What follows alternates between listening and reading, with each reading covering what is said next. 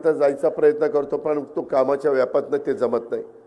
त्यामुळं या सगळ्या क्षेत्रामध्ये काय शेतकऱ्यांच्या अडचणी आहेत, काय शेतकऱ्यांच्या समस्या आहेत, ह्या व्यवस्थितपणे लक्षामध्ये घेऊन त्याच्यातून मार्ग काढण्याचा प्रयत्न हा माझा चाललेला असतो। सुदैवाने मगाशी सांगितलं 5 वेळेला तुम्ही मला उपमुख्यमंत्री केलं, 8 वेळेला मी अर्थसंकल्प सादर केला। त्याच्यामध्ये शासनाचा तिजोरीतला पैसा कशा पद्धतीने द्यायचा हा निर्णय आम्ही घेत असतो। हा निर्णय घेत असताना समाजातल्या सर्व घटकाला न्याय कसा देता येईल, त्याच्यामध्ये जसं 18 पगड जातीला बरोबर घेऊन हिंदवी स्वराज्याची स्थापना छत्रपती शिवाजी महाराजांनी केली आणि त्यांचा आदर्श डोळ्यासमोर ठेवून एकनाथराव, मी आणि देवेंद्रजी आम्ही सगळेजण काम करतोय। ठीक आहे, आम्ही वेगवेगळ्या काळामध्ये वेगवेगळ्या निवडणुका एकमेकाच्या विरोधामध्ये लढलो असो, ते मी मान्य करीन, परंतु मित्रांनो साधारण त्या वेळेची परिस्थिती बघून निर्णय घ्यावे लागतात। आपल्या इथं पण वडीलधाऱ्यांनी तशाच पद्धतीचे निर्णय, तुम्ही गेल्या 40, 50, 60 वर्षाचा जसं आमचे पोपटराव गावडे म्हणाले 62 साली ते जिल्हा परिषद पंचायत समितीच्या निवडणुकीमध्ये लढले।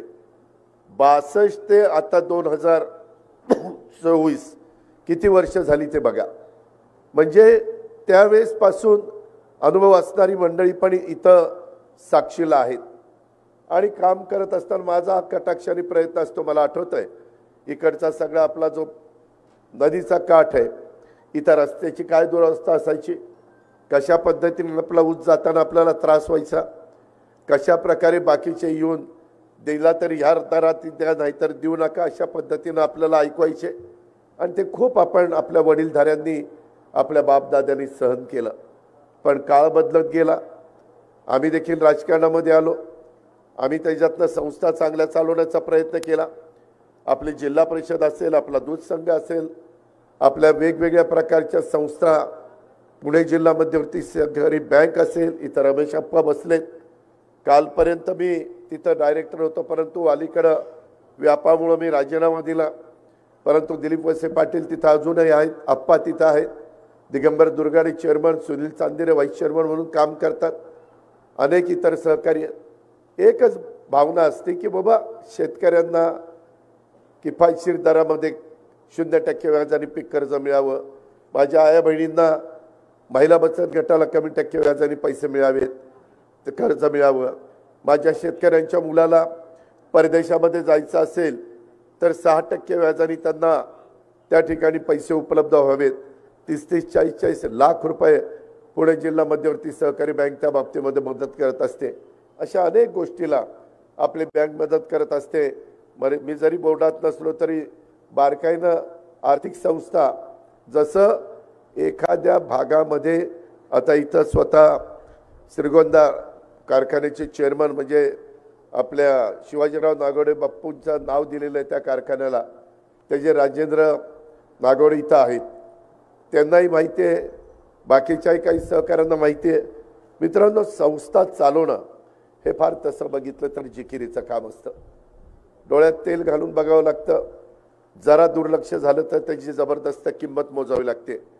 मागं आत्ता असणारे इथे आमदार, आत्ता बँकेचे ते चेअरमन नाही तर रवीला मला वाटतं चेअरमन केलंय, परंतु त्याच्या संदर्भामध्ये आपल्याला राजला चेअरमन केलंय।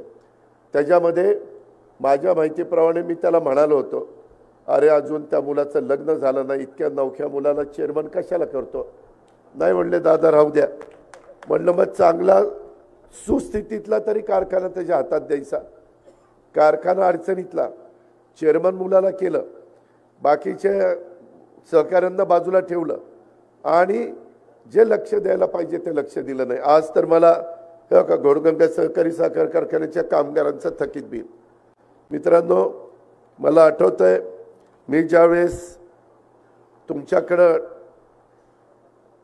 खासदार झालो त्यावेळेस ह्या भागाचं प्रतिनिधित्व 91ला मी खासदार झालो, 92 लगेचच जिल्हा परिषद तालुका पंचायतीच्या निवडणुका लागल्या आणि इथून स्वर्गीय माधवराव अण्णा फराटे हे निवडून आले वयस्कर व्यक्ती तुम्हाला सगळ्यांना परिचित, परंतु ते घोडगंगा सहकारी साखर कारखान्याच्या उभारणीमध्ये देखील संस्थापक संचालक होते। या मांडवगडसारख्या महत्त्वाच्या गावामध्ये देखील 30 वर्ष सरपंच म्हणून त्यांनी काम केलं। चांगल्या मताधिक्याने जिल्हा परिषदेवर अपक्ष निवडून आले, परंतु 92 ते 97 5 वर्ष ते माझ्याबरोबर राहिले। मी अतिशय नौका त्यावेळेस अनंतराव थोपटे, बापूसाहेब थिटे, मदन बाफना, मी असे आम्ही 5-6 जण त्यामध्ये प्रमुख असायचो। नाना नवले, कृष्णराव भेगडे, पोपटराव वगैरे बाकीचे सगळे सहकारी असायचे। त्याच्यामध्ये आम्ही त्याच्यातून ती जिल्हा परिषद तेव्हापासून मी लक्ष घातलं आणि अनेकांना संधी दिली, अनेक वेगवेगळ्या घटकाला तिथं प्राधान्य दिलं। माझ्या माहितीप्रमाणे 92 सालीच आम्ही पहिल्यांदा 33% जागा महिलांना देण्याचा निर्णय घेतला। महिला देखील काही बाबतीत मिळायच्या नाही, तिथं आम्हाला काही पुरुष मंडळींना आम्ही विनंती करायचो की इथं तुमच्या घरातली सून द्या, तुमची मुलगी द्या, तुम्हाला कुणाला बहीण असेल तर बहीण द्या, परंतु महिला द्या।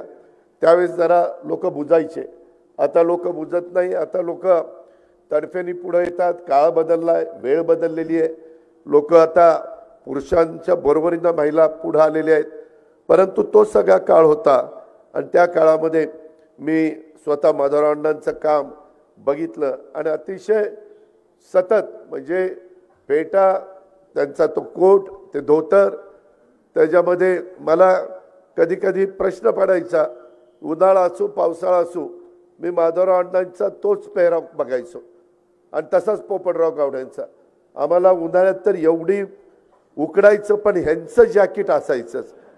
मी म्हणायचो याला ह्यांना उकडत कसं नाहीये, पण मला काहींनी सांगितलं नाही। परवा असंच आम्ही चर्चा करत होतो, देवेंद्रजी पण होते। देवेंद्रजींना म्हणलं तुम्हाला गरम होत नाही का? ते म्हणले दादा एकदा सवय झाल्यावर काय उकडत नाही किंवा काही गरम पण होत नाही। तसं पोपटरावांचं पण आहे आणि तसंच माधवरावांचं होतं। आज ते आपल्या थायात नाही, मी त्यांना भावपूर्ण श्रद्धांजली अर्पण करतो। पण तो काळ, त्यावेळेची माणसं आणि आताचा काळ आणि आताची माणसं हा फार फरक पडलेला आहे। मित्रांनो, काही जण आम्ही जे काही निर्णय घेतले, आता हा निर्णय घेत असताना कारखान्यामध्ये त्यांनी माझ्या माहितीप्रमाणे याला चेअरमन केला, चिरंजीवांना, राजला, आणि चेअरमन केल्यानंतर कारखाना ज्या पद्धतीनं बारकाईनं लक्ष द्यायला पाहिजे, मगाशी बोलत असताना रवीनं सांगितलं।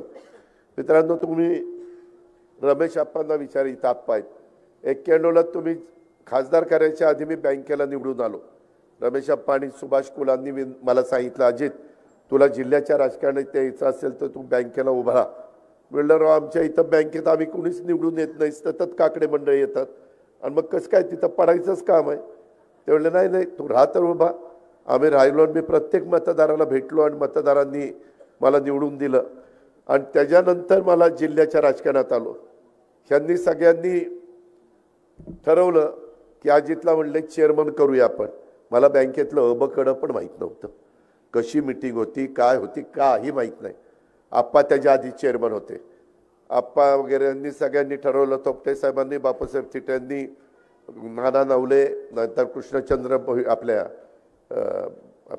भेगडे साहेब, त्याच्यामध्ये भेगडे साहेब होते, असे सगळ्यांनी ठरवल्यावर मी तर नौका, मी कशी बस, पण मला एक पहिल्यापासून संस्था चांगली चालवायची।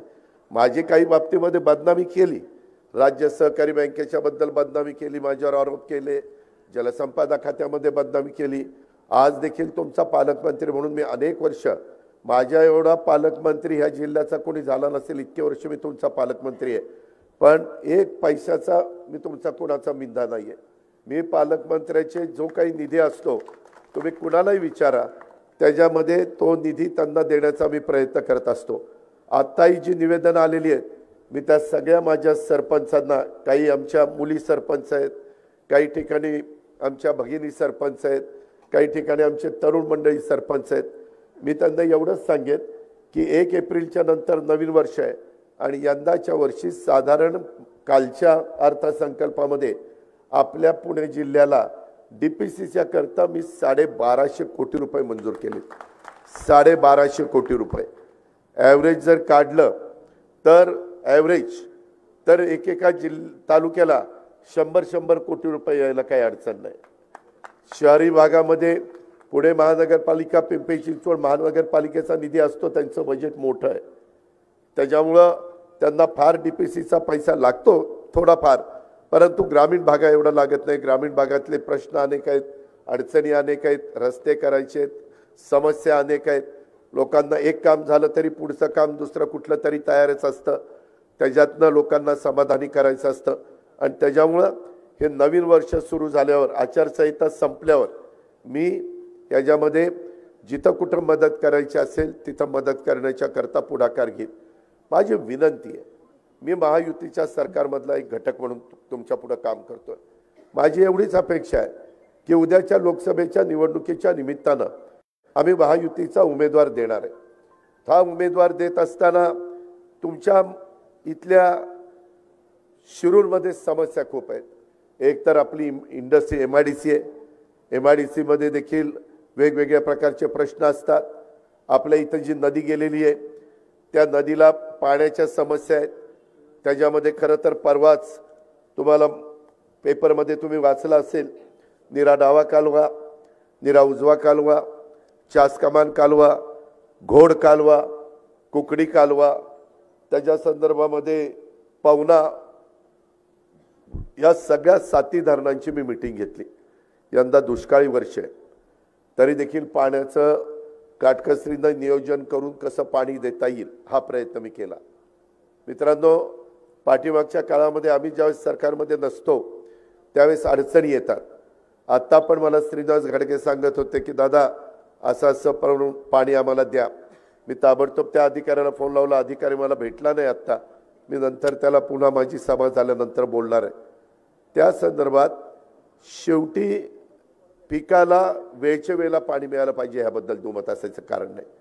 क्षेत्र प्रचंड वाढलं। आता मी हेलिकॉप्टरनी आलो तर पूर्वी मगरपट्टा, अमानोरा वगैरे तिथं ऊस असायचं, आता तिथं सगळं नागरीकरण झालंय।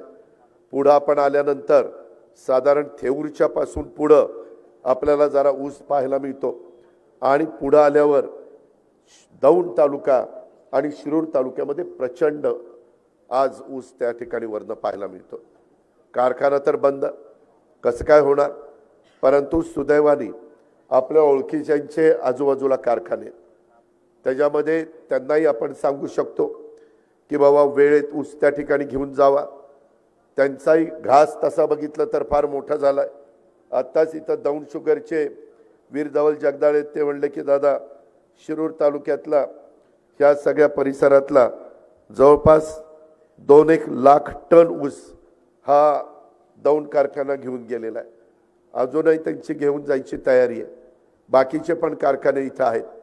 पण शेवटी आपला स्वतःचा कष्टाने पिकवलेला ऊस हा आपल्या कारखान्याला जायच्या ऐवजी दुसऱ्या कारखान्याला जातो। ठीक आहे, ते काटा व्यवस्थित करतायत, पेमेंट करतायत। माझी तुम्हाला विनंती आहे की कुठल्याही कारखान्याला ऊस जात असताना काटा बरोबर आहे का बघा। आपल्या इथं खाजगी देखील चेक करा, खाजगी काट्यावर ऊस आपला समजा 10 टन ट्रेलर भरला किंवा डबल ट्रेलर दोन्ही मिळून 18 टन भरला तर तिथेही 18 टन बसतोय का आणखीन काही होतंय, कारण आपला ऊस आहे, त्याचं वजन पण व्यवस्थित झालं पाहिजे आणि त्याचं पेमेंट पण व्यवस्थित झालं पाहिजे। हा कटाक्षाने माझ्यासारख्या कार्यकर्त्याचा प्रयत्न असतो। मित्रांनो, आता मला पत्र दिलंय घोडगंगा सहकारी साखर कारखान्याचं कामगारांचं थकीत रक्कम 16 महिन्याचा कामगारांचा थकीत पगार देण्याबाबत। त्या संदर्भामध्ये खरं तर पैसे द्यायला पाहिजे। मला ज्यावेळेस लक्षात आलं त्यावेळेस मी ताबडतोब त्याची मीटिंग लावली होती। स्टेजवरचे पण काय दादा पाटील तुम्ही पण त्या मीटिंगला होता, मी साखर आयुक्त कार्यालयामध्ये मीटिंग लावली। मी अर्थमंत्री, दिलीप वळसे पाटील सहकार मंत्री, हे बाकीचे सगळे सहकारी, त्याच्यामध्ये चेअरमन होते, एमएससी बँकेचा चेअरमनला बोलवलं, साखर आयुक्ताला बोलवलं, त्याच्यामध्ये कारखान्याचे चेअरमन, व्हाईस चेअरमन, संचालक बोर्डाला बोलवलं, इतर पण काही सहकारी ज्यांना कामगार प्रतिनिधी पण सगळ्यांना बोलवलं।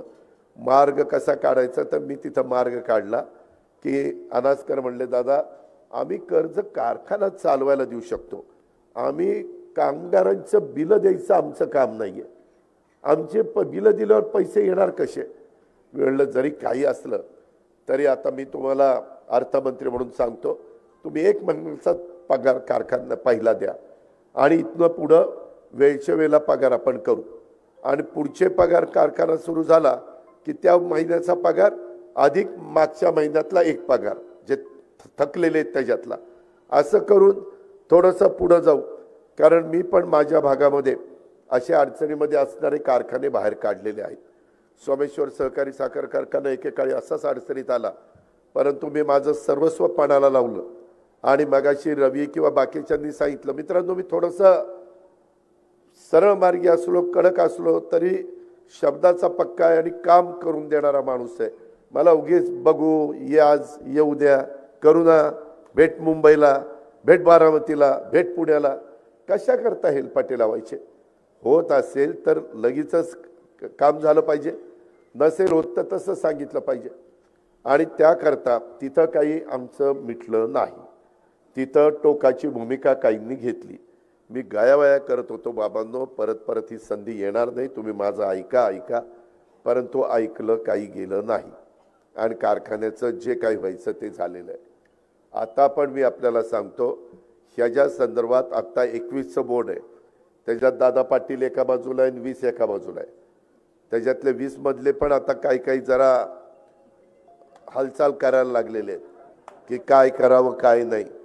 मी सभासदांनो, आपण त्यांना अजून एक संधी देऊ. माझी त्यांना विनंती आहे की तुम्हाला जमत असेल तर करा, नसेल जमत तर सरळ सांगा ना की बाबा आम्हाला जमत नाही. आपण तिथं प्रशासक आणायचं असेल तर प्रशासक आणू शकतो, आपण तिथं चेअरमन बदलायचं असेल तर चेअरमन बदलू शकतो. ह्या संदर्भामध्ये अशा प्रकारची कारखानदारी कधी अडचण येते, केव्हा येते? दुष्काळ पडल्यानंतर, ऊसच नसल्यानंतर, क्रशिंग नाही झालं म्हणून अडचण येते, ते तोटा होतो. आपलं सगळी परिस्थिती पोषक आहे, अनुकूल आहे, आपल्याला प्रतिकूल परिस्थिती नाही आहे. ऊस प्रचंड आहे, आपल्या इथं जवळचा ऊस आहे, जेवढा गळीताला पाहिजे तेवढा, त्याच्यापेक्षा जास्त आहे. फक्त काटकसरीनं व्यवस्थितपणे तिथं कारखाना चालला पाहिजे. साखर विक्री चांगल्या दरात गेली पाहिजे.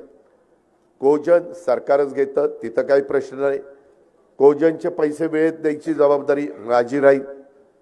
त्याच्या संदर्भामध्ये डिस्लरीच्या बद्दल देखील आपल्याला जे काही प्रॉडक्ट तयार होईल त्यालाही चांगला दर पाहिजे आणि जेवढं गरजेचे तेवढा स्टाफ आणि स्टाफनी पण इमाने इतबारे आत काम केलं पाहिजे. असं केल्यानंतर हा कारखाना बाहेर त्या ठिकाणी येऊ शकतो. पण त्याकरता तुमच्या सगळ्यांचं सहकार्य पाहिजे. मीच ह्याच भागामध्ये येऊन काय काय सभा घेतल्या आणि काय काय केलं ते माझं मला माहिती आहे आणि तेव्हा तुम्ही माझं ऐकलं. परंतु त्यावेळेस आत्ताचा इथला आमदार असा काहीतरी वेडवाकडं वागेल हे काय माझ्या स्वप्नात देखील नव्हतं आणि ते तर घडलेलं आहे. आज त्याला काय वाटतं म्हणजे मला माहिती नाही, परंतु मित्रांनो, तुम्ही मनामध्ये आता वेगळी भावना आणू नका. आता सरळ फाटी पडलेली आहे. आपण इकडच्या फाटीला आहे, ते तिकडच्या फाटीला आहे. त्याच्यामुळं काही जण म्हणतात आयला ही कधीतरी एकत्र येतील का रे,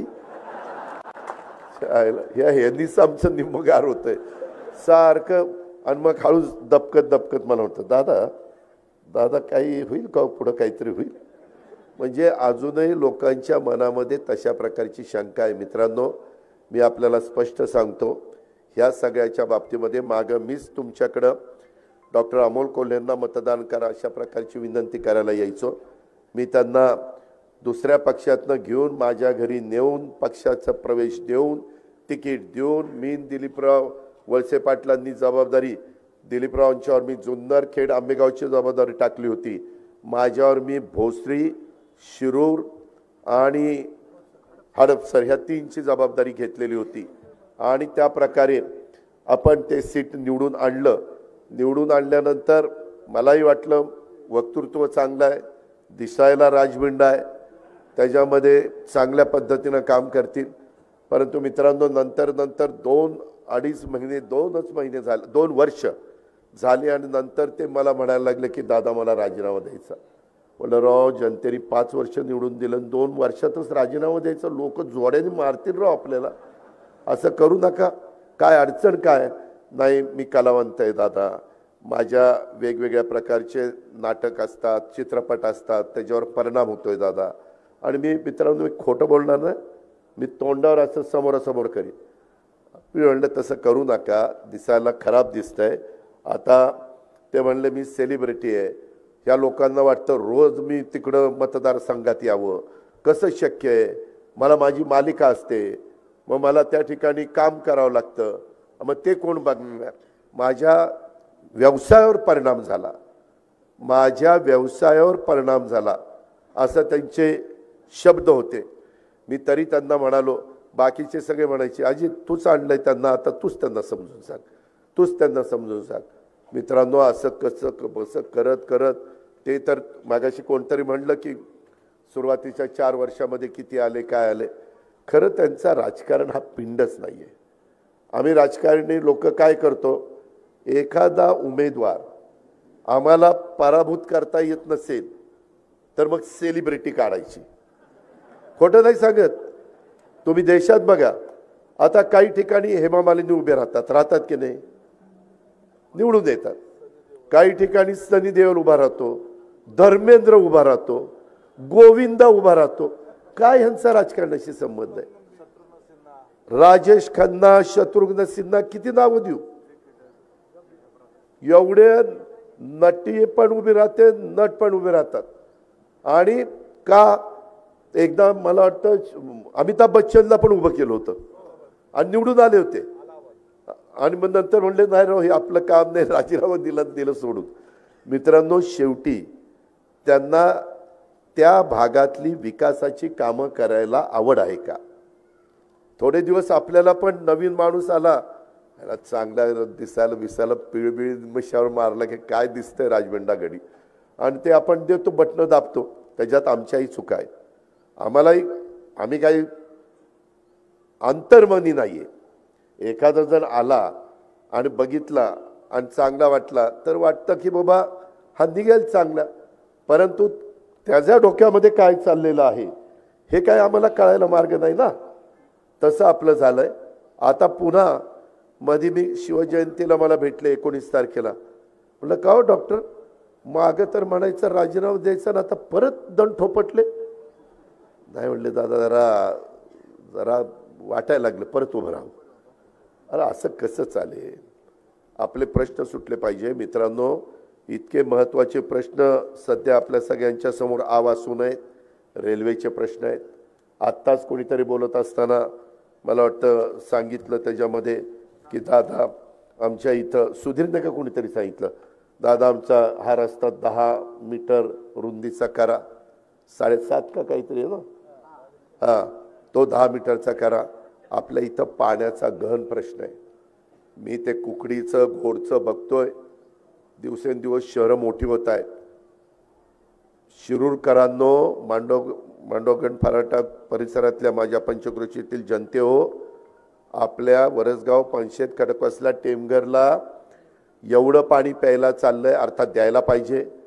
पूर्वी 5-5.5 TMC लागायचं, आता 20 TMC पाणी लागतंय. शेवटी ह्या सगळ्या गोष्टीचा परिणाम शेतीवर व्हायला लागलेला आहे. शेतीशिवाय तर आपल्याला पर्याय नाही. शेतीला कसा योग्य पद्धतीनं दर मिळतील. आत्ताच मोदी साहेबांनी ऊसाचे दर परत वाढवले. आत्ता मध्ये 1 महिना पण झाला नसेल, FRP वाढवली. ह्या सगळ्या गोष्टी आहेत. आणि ह्याच्यातून मी मध्ये एक विषय आणला की मुळशी धरणाची उंची वाढवायची आणि त्याच्यातनं काही पाणी साठवून ते मुळशी तालुक्याला पिण्याकरता द्यायचं. मागं भामा आसखेड हे दौंड तालुक्याला आपल्याला माहिती आहे, हवेली आणि दौंड तालुक्याकरता भामा आसखेड केलं. मित्रांनो आज भामा आसखेडला कॅनोल झाला नाही. सगळ्याच्या सगळं पाणी पिंपरी चिंचवड आणि पुण्याला प्यायला द्यावं लागलं. अख्खं धरण. विचार करा. धरणाच्या साईड तर ठराविकच आहेत. मी आता हा विचार करतोय की पलीकडे पडणारं पावसाचं पाणी ते कुठं कुठं असे बांध घालायचे आणि ते अलीकडे वळून आपल्या इकडं पश्चिमेचं पाणी पूर्वेकडे आणायचं. अशा प्रकारचा प्रयत्न आमचा त्या ठिकाणी चाललेला आहे। ह्या अशा अनेक बाबी आहेत आणि म्हणून मित्रांनो आम्ही गेले 30-32 वर्ष काम करतोय। काही जण ज्यांनी हा सगळा पाया रचलाय त्यांची भूमिका वेगळी आहे। आम्ही त्याच्यावर कळस चढवण्याचं काम केलेलं आहे। गेले 30-32 वर्ष मी पण गप्प बसलेलो नाहीये। मी तुम्हाला सांगू इच्छितो की कामच करण्याचा प्रयत्न केला। आज इथं निवेदन देताना ज्या शेतकऱ्यांना 50,000 रुपये प्रोत्साहन अनुदान राहिलेले ते लवकरात लवकर मिळावं ह्या बजेटमध्ये त्याची तरतूद केलेली ते तुम्हाला मिळेल। वेगवेगळ्या पद्धतीनं काही निधी मिळावा, चौपाटी इथं करावी, घाट करावा वगैरे बरंच काय दिलेलं आहे। आमचा जिव्हाळ्याचा प्रश्न तुमचा जिव्हाळ्याचा प्रश्न आहे तो म्हणजे घोडगंगा सहकारी साखर कारखाना। माझा चॅलेंज आहे आम्ही सोडून दुसरं कुणाचाही त्यांनी कोण मायेचा लाल उभा राहावा त्याने सांगावं की मी कारखाना चालू करून दाखवतो। कुणाचा घास नाहीये। कारण जे 25 वर्ष होते त्यांनी स्वतःचा खाजगी कारखाना चांगला चालवलाय पण तुमचा कारखाना मातीत घातला। हे झालं की नाही? तुम्ही म्हणाल दादा तुम्हीच यायचं त्याला मत द्या कारखाना त्याला द्या। त्यावेळेस दादा पाटलाच्या पॅनलला तुम्ही मदत केली असती तर ती चेअरमन झाला असता। झालं ना, चूक झाली ना माझी, मी कबूल करतो ना। मला काय माहिती की नंतर असा दिवटापणा दाखवेल। म्हणजे जे आहे ते आहे परंतु तरी देखील दुरुस्त करण्याची ताकद फक्त आपल्यातच आहे एवढाही मी दावा करतो। का तर अर्थ मंत्रालय माझ्याकडे, सहकार खातं आमच्या दिलीप वळसे पाटलाकडे, सहकार खात्याची परवानगी लागते ते दिलीपरावांकडनं घेऊ, अर्थ विभागाची परवानगी लागते ते कोण अजित पवार आहे त्याला सांगून त्याला करायला लावू आणि मुख्यमंत्री आणि उपमुख्यमंत्र्यांची पण मदत लागते। शेवटी विकास कामाला एकनाथराव शिंदे देवेंद्र फडणवीस कधी विरोध करतच नाही, ते मदतच करत असतात। आज देखील अनेक कारखान्यांना आम्ही तशा पद्धतीने मदत केलेली आहे। ही बाब देखील आपण लक्षामध्ये घ्या। आणि म्हणून जसं हे कारखान्याचं सांगतोय तसं लोकसभेच्या पण अजून जागा वाटप आमच्या महायुतीच्या झाले नाही, लवकरच होतील। परंतु मित्रांनो त्या जागा वाटप झाल्यानंतर मी माणसातला माणूस लोकसभेचा उमेदवार म्हणून महायुतीचा मुख्यमंत्री उपमुख्यमंत्र्यांच्या चर्चा करून त्या ठिकाणी देईल। त्यावेळेस मात्र तुम्ही सगळ्यांनी एका जीवानी त्याच्या पाठीशी उभं राहिलं पाहिजे अशी माझी शिरूरकरांना आग्रहाची त्या ठिकाणी विनंती आहे। आणि आम्ही अनेक महत्त्वाच्या बाबी त्या बाबतीमध्ये करतोय। मी यंदाचा अर्थसंकल्प सादर करत असताना छत्रपती संभाजी महाराजांचं स्मारक माझ्या खूप दिवस मनात होतं। आपलं वडू आणि तुळापूर इथं चांगलं स्मारक करायचं। 350 कोटी रुपये मंजूर केले। कशाला म्हणतात 350? मागं काही जण जिल्हा परिषदेमध्ये थोडाफार खर्च करायचे पण ते तेवढ्या पुरता असायचं। आता इतकं सुंदर ते केलेलं आहे की पुढं पिढ्यानपिढ्या छत्रपती संभाजी महाराजांचा आदर्श त्यांचा इतिहास हा जाज्वल्य पद्धतीचा इतिहास शौर्याचा इतिहास हा आमच्या तरुण पिढीच्या समोर राहिला पाहिजे। तिथं घाट पण तिथं आपलं संगम आहे त्या संगमावर पण खूप चांगल्या पद्धतीने घाट वगैरे केलेला आहे। परवा कुणी आला असेल तर त्यांनी तो प्लॅन बघितला असेल। मी परवाच बारामतीला बोलताना बोललो करायचं तर नंबर 1च काम करायचं नाही तर त्या भानगडीतच पडायचं नाही। अशा पद्धतीनं आपण तुळापूरला आणि वडूला महाराजांची एक भव्य दिव्य स्मारक करतोय। लहुजी वस्ताद साळवे स्मारक ह्याला पैसे कोणी देत नव्हतं। मित्रांनो मी 86 कोटी रुपये बजेटमध्ये तरतूद केली आणि तिथली जागा 5-5.5 एकर घेतली आणि आता तिथं परवा मुख्यमंत्र्यांनी आम्ही भूमिपूजन केलं। आता त्या स्मारकाचं काम सुरू झालं।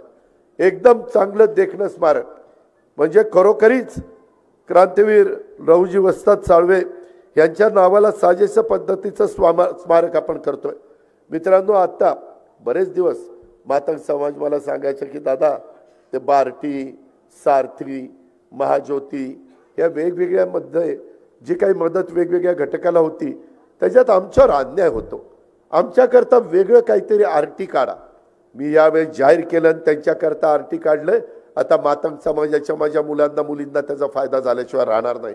फार समाज त्याच्यामध्ये समाधानी आहे. ते शेवटी पद सत्ता कशाला पाहिजे, मिरवायला नाही. लोकांचेही प्रश्न सुटले पाहिजेत, आया बहिणींचेही प्रश्न सुटले पाहिजेत. त्या पद्धतीनं आम्ही त्या ठिकाणी चाललोय. मला मधी राजगड आहे ना आपला किल्ला, त्याच्या पायथ्याशी कोणी सांगितलं सईबाईंचं तिथं स्मृतीस्थळ आहे. आम्ही तिथं खोदाई सुरू केली. तिथं पालखुर्द म्हणून वेला तालुक्यामध्ये गाव आहे, तिथं ते सगळं सापडलं. तिथं 30 कोटी रुपयाचा आपण आराखडा तयार केलेला आहे आणि राजमाता सईबाईंच्या नावाला साजेसं काम आपण करतोय. राजगुरुनगर हुतात्मा शिवराम हरी राजगुरू यांचा देखील स्मारक आपण करतोय. 102 कोटी रुपये आपण खर्च करतोय. महात्मा फुले वाडा आणि क्रांती ज्योती सावित्रीबाई फुले स्मारक हे पण आपण काम हातामध्ये घेतलेलं आहे. संत जगनाडे महाराज समाधी स्थळ सदुंबरेला मावळ तालुक्यात आपण करतोय. आमच्या इंदापूर तालुक्यात मालोजीराजे भोसले यांची गडी आणि दर्गा परिसर तोच 40 कोटीचा आपण डेव्हलप करतोय. ज्योतिबा देवस्थान एकविरा देवी असंही आपण करतोय. अष्टविनायकाला पण जिथं कुठं मदत पाहिजे तिथं मदत करण्याची माझी आणि आमच्या सरकारची भूमिका आहे. छत्रपती शिवाजी महाराजांच्या शौर्याचे साक्षीदार असलेल्या महाराष्ट्रातील 11 गड किल्ल्यांच्या जागतिक वारसा स्थळाचा दर्जा देण्याचं काम देखील आपण केलेलं आहे. पुण्याला जाताना ट्रॅफिकची कोंडी होते, म्हणजे माणूस इथनं वाघोलीपर्यंत जोरात जातोय आणि वाघोली ते पुण्यात जाता जाता पार म्हणजे एखाद्याचा पूर्णपणे वैतागून जातोय. अक्षरशः त्याची सहनशीलता संपते आणि म्हणून 10,000 कोटी रुपये ह्या मार्गाकरता आपण जमीन घ्यायला दिलेले आहेत. आता त्या जमिनी घेऊन झालेल्या आहेत. आता तिथं रस्त्याचं काम त्या बाबतीमध्ये सुरू होईल. रेल्वे प्रकल्प पण आपण करतोय. कल्याण मुरबाड पुणे नाशिक सोलापूर तुळजापूर धाराशिव अशा पद्धतीने पुणे लोणावळा पण आपण त्या बाबतीमध्ये रेल्वे प्रकल्पाचं काम करतोय. अशा खूप गोष्टी मित्रांनो आपल्या बाबतीमध्ये चाललेल्या आहेत आणि त्या करण्याच्या करता माझा सतत प्रयत्न आहे. तुम्ही कामाच्या बाबतीमध्ये कुठं काही काळजी करू नका. त्यामध्ये निश्चितपणे हे नवीन वर्ष आहे, त्याच्यात 2 महिने आचारसंहिता राहील लोकसभेची, 2 महिने राहील विधानसभेची. राहिलेल्या 8 महिन्यातच आपल्याला त्या वर्षीचा निधी हा नियोजनबद्ध पद्धतीनं खर्च करायचा आहे. माझी तुम्हालाही विनंती आहे, आम्ही ज्यावेळेस DPCचा पैसा देतो त्यावेळेस गावात त्याचं काम करताना काम दर्जेदार करा. हे मगाशी तुम्ही सांगितलं, बारामतीमध्ये मी खरोखरी सकाळी 6ला उठतो, 6ला बाहेर पडतो, 5ला उठून आणि कामं बघायला जातो. कशी कामं चाललीत, काय कामं चाललीत. कामं दर्जेदार झाली तर आपल्यालाही समाधान मिळतं आणि तालुक्याला पण वाटतं की खरंच बाबा आपला लोकप्रतिनिधी काम करतोय. ह्या गोष्टीची पण जाणीव आपण सगळ्यांनी ह्या निमित्तानं ठेवावी. आणि तसं बघितलं तर मगाशी दादा पाटलांनी सांगितलेली गोष्ट खरी आहे. दादा काय किंवा बाकीचे सगळे आमचे सहकारी काय, राजेंद्र असेल, सुधीर असेल किंवा बाबासाहेब असतील, बऱ्याच जणांची नावं घेता येतील. हे सगळे तसं आम्ही अनेक वर्ष एकमेकाला साथ दिलेली आहे. मधल्या काळामध्ये कुठं काही थोडंसं घडतं, परंतु ते त्याला जास्त महत्त्व न देता खऱ्या अर्थाने आपल्या सगळ्यांच्या समोर अनेक समस्या आहेत. परवा माझी आता नरेंद्र मोदींच्या बरोबर अमित शहांच्या बरोबर चांगली ओळख झालेली आहे. आम्ही अनेकांना वेळेला कार्यक्रमाला एकत्र असतो, त्यावेळेस मी पण त्यांना एकनाथराव मी काही मुद्दे सांगत असतो की साहेब हा प्रश्न आहे, ह्याच्यामध्ये थोडंसं लक्ष देण्याची गरज आहे. आपल्या इथं जसं कांदा उत्पादक शेतकरी कांदा निर्यातीच्या बद्दल साहेब आता त्याच्यात आपल्याला निर्यातीला परवानगी दिली पाहिजे. कांदा उत्पादक शेतकऱ्याचं त्याच्यात नुकसान होतं आहे. मध्ये काही 1000 मेट्रिक टन कांदा निर्यात करायला परवानगी दिलेली आहे. असे अनेक प्रश्न. आता तुम्हाला लाईट व्यवस्थित मिळावी म्हणून आम्ही सोलरवरच तुम्हाला आता वीज देणार आहे. 8.5 लाख पंप आम्ही सोलरवर द्यायचा निर्णय घेतला आहे. काय होतं आहे, तुम्हाला दिवसा लाईट निम्मे दिवस मिळतील, रात्री निम्मे दिवस मिळते. आणि ते सगळं झालं की त्याच्यामध्ये आपल्याला अडचण काय येते की दिवसा लाईट सूर्य उगवला की तुमचा पंप चालू होणार, सूर्य मावळला की पंप बंद होणार. त्याच्यामुळं आपल्याला सोलरची लाईट परवडणारी आहे. लाईट बिल तर येणारच नाही, तो प्रश्न नाही. म्हणून आम्ही महाराष्ट्रामध्ये मोठ्या प्रमाणावर सोलर पॅनलचा कार्यक्रम हातामध्ये घेतला आहे आणि त्याचा लाभ जसं तुम्हाला होणार आहे तसे इंडस्ट्रीचे पण दर कमी व्हायला मदत होईल. कारण तुम्हाला सबसिडी देताना आम्ही इंडस्ट्रीचा दर समजा 6 रुपये असेल तर त्यांना 8 रुपये लावतो, 2 रुपये त्याच्यातनं घेतो आणि ते तुम्हाला सबसिडी म्हणून पास करतो, बाकीचं राज्य सरकार घालतं. अशा या सगळ्या गोष्टी आहेत.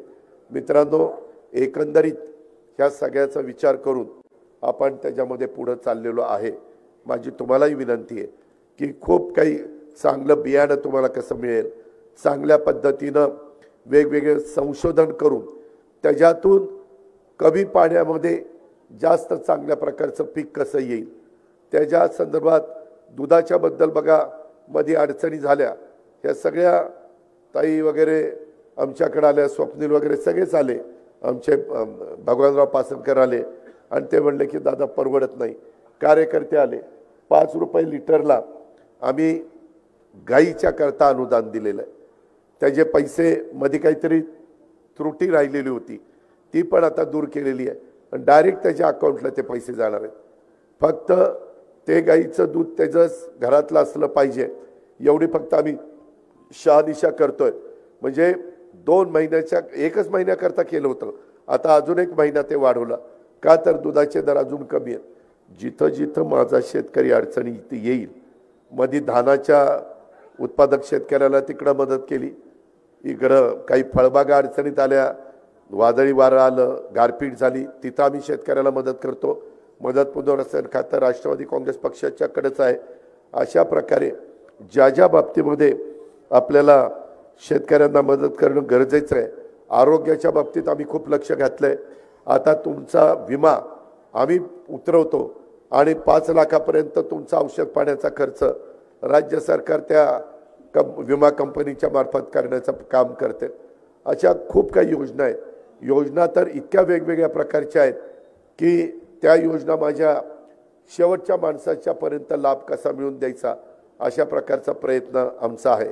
मी पुन्हा सांगतो की उद्याच्या लोकसभेच्या निवडणुकीच्या निमित्तानं कदाचित डॉक्टर कोल्हे म्हणतील हा त्यावेळेस मी दादांना तसं म्हणलं होतं आणि त्याच्यामुळं दादांनी सांगितलेलं बरोबर आहे, पण आता मात्र मी काम करायचं ठरवलं. अजिबात नाही. आत्ता पण जोरात वेगवेगळ्या ठिकाणी त्यांना ज्या जागा लढवायच्यात ना तिथं 3-3, 4-4 दिवस ते प्रयोग त्यांचा चाललेला आहे. 3-3, 4-4 दिवस आणि त्याच्यातून एक वातावरण निर्मिती चाललेली आहे. मित्रांनो, ते तात्पुरती आहे. आपल्या तर महाराजांचा इतिहास वगैरे सगळ्या गोष्टी माहिती आहेत. आता मात्र तसं करून चालणार नाही. शेवटी मी आपल्याला जाता जाता मांडवगण फराट्याच्या माझ्या जनतेला, शिरूरकरांना सांगतो की आता देशाची हवा ही मोदींच्या बाजूची आहे. ही वस्तुस्थिती आहे. मोदी की गॅरंटी सतत ते सगळीकडे सांगतायत आणि अक्षरशः तुम्ही परवा पण 3 राज्य छत्तीसगड, राजस्थान, मध्य प्रदेश हे भारतीय जनता पक्षाकडे गेलेले आहेत. आम्ही NDA मध्ये आहोत. आमचा पक्ष वेगळा आहे, आमची विचारधारा वेगळी आहे. शाहू फुले आंबेडकर आणि शिवाजी महाराजांच्या विचारधारेने आम्ही पुढे चाललेलो आहे. आम्ही अल्पसंख्याक समाजाला पण मदत करतोय. कालच्या अर्थसंकल्पामध्ये तुम्ही काढून बघा की त्या विभागाला कसा निधी दिलेला आहे आणि तिथं पण शिक्षणाच्या करता इतर सवलती आम्ही देतोय. शेवटी समाजातला असा कुठलाही घटक राहता कामा नये हे सरकार माझा विचार करत नाही. त्याकरता आपल्याला केंद्रात ज्यांचं सरकार येणार आहे त्यांच्या विचाराचा खासदार गेला तर आपल्याला कामं व्हायला मदत होणार आहे. विरोधी पक्षाचा खासदार गेला की नुसताच तलवार काढतो, नुसताच तिथं लढवत बसतोय, त्याचा काय उपयोग आहे. ते सरळ म्हणतात काय आमचं तिथं चालत नाही. आता परवा पण कुणीतरी मगाशी इथं काढलं, काल का परवा का नाही परवा मी काल अमरावतीला होतो, तर त्याच्यामध्ये मला कानात सांगितलं दादा निलेश लंकेच्या मतदारसंघामध्ये माझं संध्याकाळी नाटक आहे आणि मी त्यात जातो. तो उठला की अशोक पण उठला, पुढं अमोल मागा अशोक, निघाली जोड. म्हणलं अरे थांबा, कार्यक्रम होईपर्यंत थांबा. छत्रपती संभाजीराजांच्यामुळं तुम्हाला ओळख झालेली आहे आणि मध्येच सोडून जायचं आहे. परंतु आता काय करता, लोकशाही आहे, ज्याला बसायचं ते बसतो, ज्याला उठून जायचं ते उठून जातो. ह्या पद्धतीचं यांचं सगळं काम चाललेलं आहे. यांच्याकडनं अशोकला तर टोटली मदत तो आमदार असताना मीच केलेली आहे. हे त्यांनी कधी पण त्याला रात्री 12ला उठवलं तरी ती बावचळून म्हणा, हा दादानी केली, दादानी केली, असंच म्हणेल, कारण मी केलेलीच आहे ना. त्यामुळं मी इथून पुढं पण तुम्हाला मदत करत राहील, तुम्ही काळजी करू नका. सुदैवाने अर्थ मंत्रालय आपल्याकडे आहे. तुम्ही फक्त एका जीवानी जशी 91 साली मला साथ दिली आणि त्याच्यानंतरच्याही काळामध्ये सातत्याने साथ देत आलेला आहे. मी आपल्या पुणे जिल्ह्याची कामं होण्याकरता मंत्रिमंडळामध्ये राज्याचा मदत करतोच, ते माझं कर्तव्य आहे. त्याकरता लोकांनी मला तिथं बसवलेलं आहे. परंतु त्याचबरोबर आपल्या जिल्ह्याला पण कसा निधी मिळेल आणि आपल्या जिल्ह्यातली कामं कशी होतील, तुमच्या इथली पंचायत समिती घ्या, तुमच्या इथलं नगरपालिकेचं कार्यालय घ्या, तुमच्या इथं प्रशासकीय इमारत घ्या, कुठल्याही इमारती घ्या, ह्या सगळ्या माझ्या काळातच मी तुम्हाला करून दिलेल्या आहेत.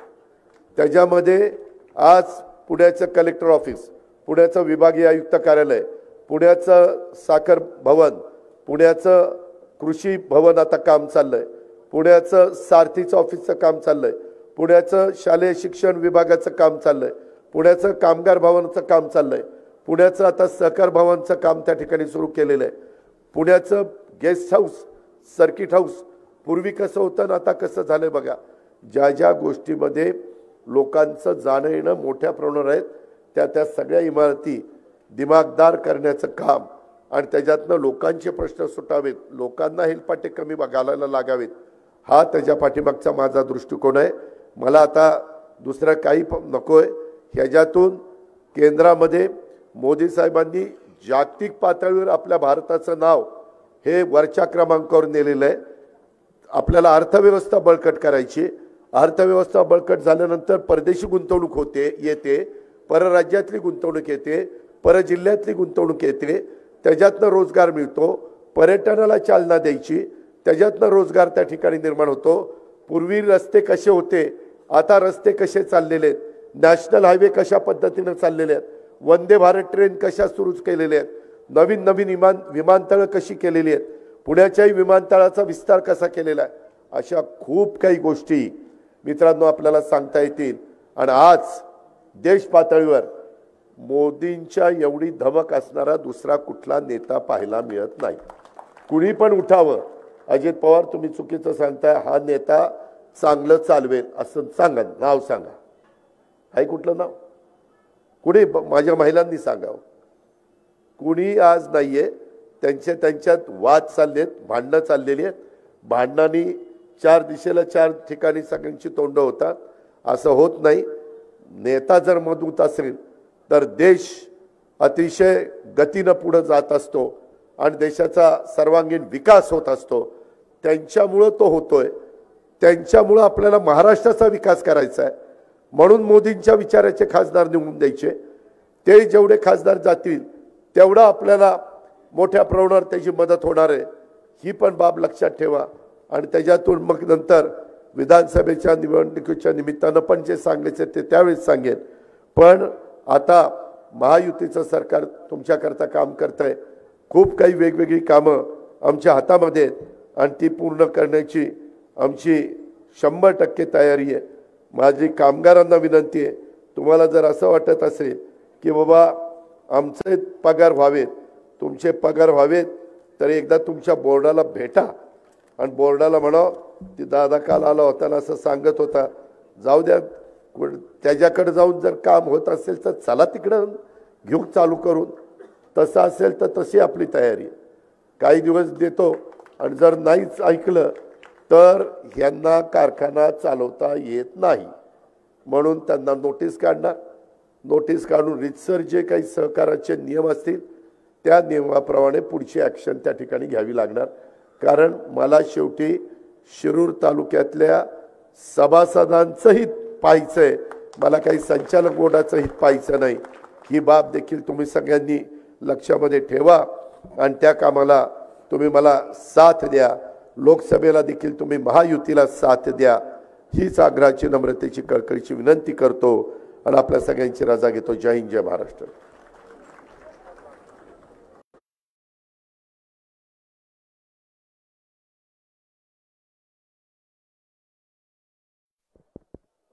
आजच्या कार्यक्रमाचे अध्यक्ष आपले माजी आमदार पोपटराव गावडे, प्रांत जिल्ह्याचे अध्यक्ष प्रदीप गारटकरजी, सुरेश घुले, रमेश थोरात, राजेंद्र नागवडे, रवी बापू काळे, दादा पाटील फराटे, दिलीप वालेकर, सुधीर फराटे, शरद कालेवार, केशरताई पवार, स्वप्नील ढमढरे, बाबासाहेब फराटे, ऋतिका जांभरे, उमेश पाटील, निखिल तांबे, वैशाली नागोडे, राजेंद्र कोरेकर, मोनिका हरगुडे, आबासाहेब पाचुमकर, समीक्षा फराटे सरपंच, सचिन घोटकुले, तज्ञिका कर्डिले, कुंडलिक शितोळे, अमित गव्हाणे, एजाज बागवान, बाळासाहेब पटतरे, राजेंद्र गव्हाणे,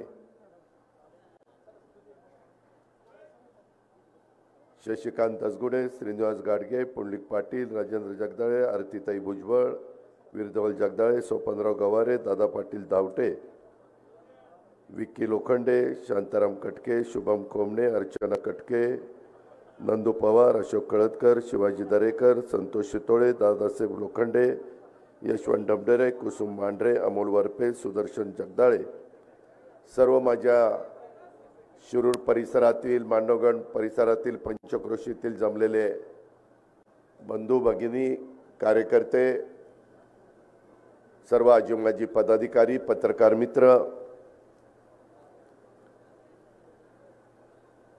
ज्यांच्या पक्षप्रवेशाच्या निमित्तानं आज मी तारीख दिली होती।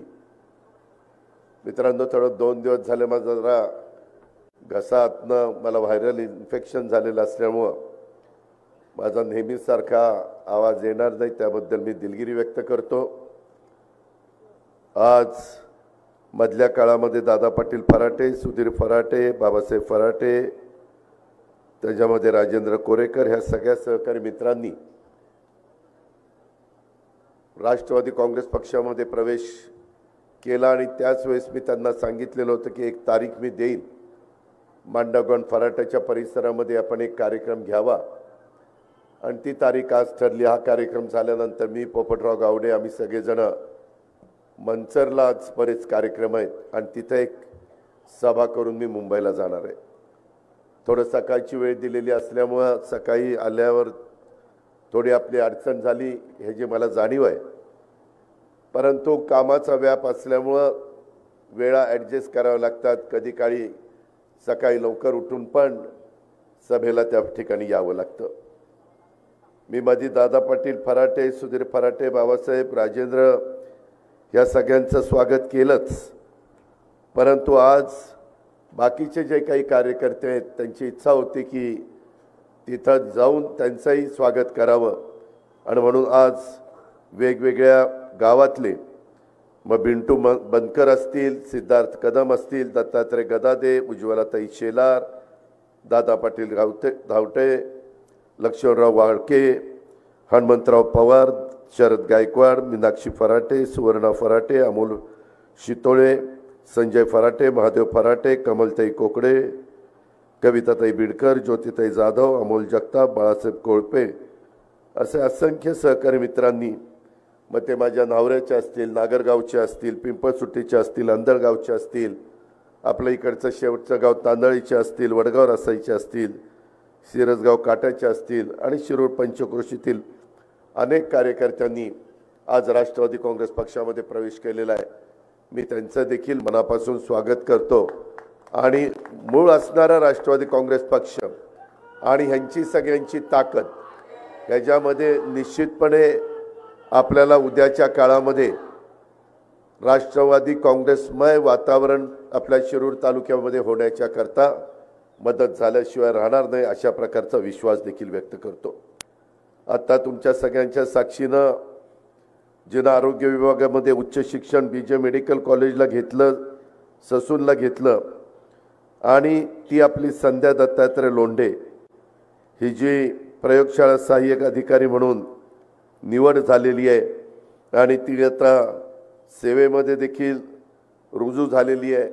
आपल्यातल्या मुलं मुली शिकतायत, चांगल्या पद्धतीनं त्यांनी मेरिटमध्ये आल्यानंतर त्यांना नोकऱ्या मिळतायत, मोठी महत्त्वाची जबाबदारी त्या पार पाडतायत।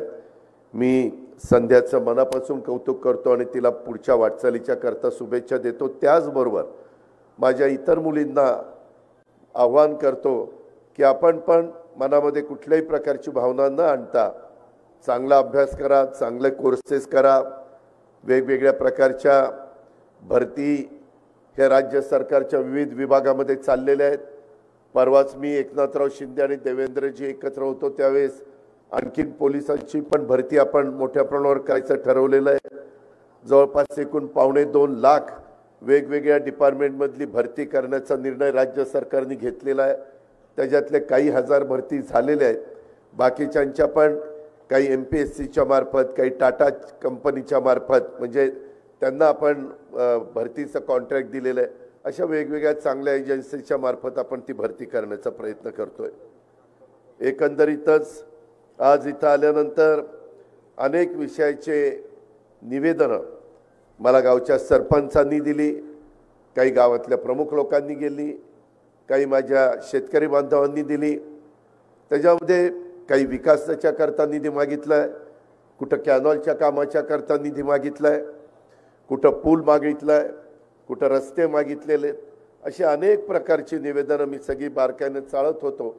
तर त्याच्यामध्ये मी आपल्याला एक सांगेन, जसा उल्लेख मगाशी बोलत असताना आपल्या भाषणामध्ये रवीनं केला, मध्ये मी जिल्ह्याचा पालकमंत्री झाल्यानंतर सगळ्याच आमचं 3 पक्षाचं सरकार आहे, भाजप, शिवसेना आणि राष्ट्रवादी काँग्रेस पक्ष। शेवटी पालकमंत्री म्हणून मला सगळ्यांनाच मदत करावी लागते, आमदारांना पण मदत करावी लागते आणि जिल्हा परिषदेच्या मार्फत आणि DPC ज्याला जिल्हा वार्षिक योजना आपण म्हणतो त्याच्या वतीनं पण मी काही निधी देण्याचा प्रयत्न मग दिलीप असेल, रवी असेल किंवा बाकीच्या असंख्य सहकाऱ्यांना दिला।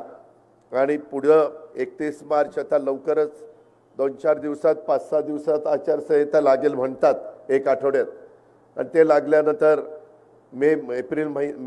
मार्च महिन्यात तर आचारसंहितेमध्ये जाईल, एप्रिल महिना आचारसंहितेमध्ये जाईल आणि लोकसभेच्या निवडणुका झाल्यावर आचारसंहिता दूर केली जाईल।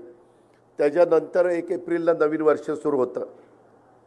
मला तुम्हाला सगळ्यांना सांगायचं आहे, तुमच्यामुळं मला राजकीय जीवनामध्ये कामाची संधी दिली, कारण 91 साली मला तुम्ही पहिल्यांदा खासदार केलं, त्यावेळेस बारामती लोकसभा मतदारसंघामध्ये माझा शिरूर, हवेली, दौंड, बारामती, इंदापूर, पुरंदर अशा प्रकारचा तो मतदारसंघ होता, इन्क्लुडिंग पिंपरी चिंचवड। तो काळ वेगळा होता, त्यावेळेसचे सगळे मान्यवर वेगळे होते, त्यावेळेस काही माझ्या तरुणांचे जन्म पण झालेले नसतील, कारण हा मी सांगतोय तो काळ 33 वर्षापूर्वीचा आहे। आणि खूप प्रचंड मताधिक्याने मला नौका उमेदवार असताना देखील तुम्ही पाठवलं, परंतु नंतर काही लोकसभेला परंतु काही समीकरणं बदलली, मला 6 महिन्यात राजीनामा द्यावा लागला आणि मला पुन्हा राज्याच्या राजकारणामध्ये यावं लागलं। मित्रांनो, पहिल्यापासून मी शेवटी शेतकरी आहे, त्याच्यामुळं फार बारकाईनं पोल्ट्री असेल, डेअरी असेल, फळबागा असतील, ऊसाची शेती असेल, भाजीपाला असेल, द्राक्ष असतील, आंबा असेल, अशा अनेक प्रकारचे शेती मी माझ्या शेतामध्ये त्या ठिकाणी करत असतो। परंतु नंतर पुन्हा काही बदल झाले, मला मुंबईला जावं लागलं, तरी आज माझं मनापासून मला वेळ मिळतो तेव्हा तिथं जायचा प्रयत्न करतो, पण तो कामाच्या व्यापातनं ते जमत नाही। त्यामुळं ह्या सगळ्या क्षेत्रामध्ये काय शेतकऱ्यांच्या अडचणी आहेत, काय शेतकऱ्यांच्या समस्या आहेत, ह्या व्यवस्थितपणे लक्षामध्ये घेऊन त्याच्यातून मार्ग काढण्याचा प्रयत्न हा माझा चाललेला असतो। सुदैवाने मगाशी सांगितलं 5 वेळेला तुम्ही मला उपमुख्यमंत्री केलं, 8 वेळेला मी अर्थसंकल्प सादर केला, त्याच्यामध्ये शासनाचा तिजोरीतला पैसा कशा पद्धतीनं द्यायचा हा निर्णय आम्ही घेत असतो। हा निर्णय घेत असताना समाजातल्या सर्व घटकाला न्याय कसा देता येईल त्याच्यामध्ये जसं 18 पगड जातीला बरोबर घेऊन हिंदवी स्वराज्याची स्थापना छत्रपती शिवाजी महाराजांनी केली आणि त्यांचा आदर्श डोळ्यासमोर ठेवून एकनाथराव, मी आणि देवेंद्रजी आम्ही सगळेजण काम करतोय। ठीक आहे, आम्ही वेगवेगळ्या काळामध्ये वेगवेगळ्या निवडणुका एकमेकाच्या विरोधामध्ये लढलो असो, ते मी मान्य करेन, परंतु मित्रांनो साधारण त्या वेळेची परिस्थिती बघून निर्णय घ्यावे लागतात। आपल्या इथं पण वडीलधाऱ्यांनी तशाच पद्धतीचे निर्णय तुम्ही गेल्या 40, 50, 60 वर्षाचा जसं आमचे पोपटराव गावडे म्हणाले 62 साली ते जिल्हा परिषद पंचायत समितीच्या निवडणुकीमध्ये लढले। 62 ते आता 2024 किती वर्ष झाली ते बघा।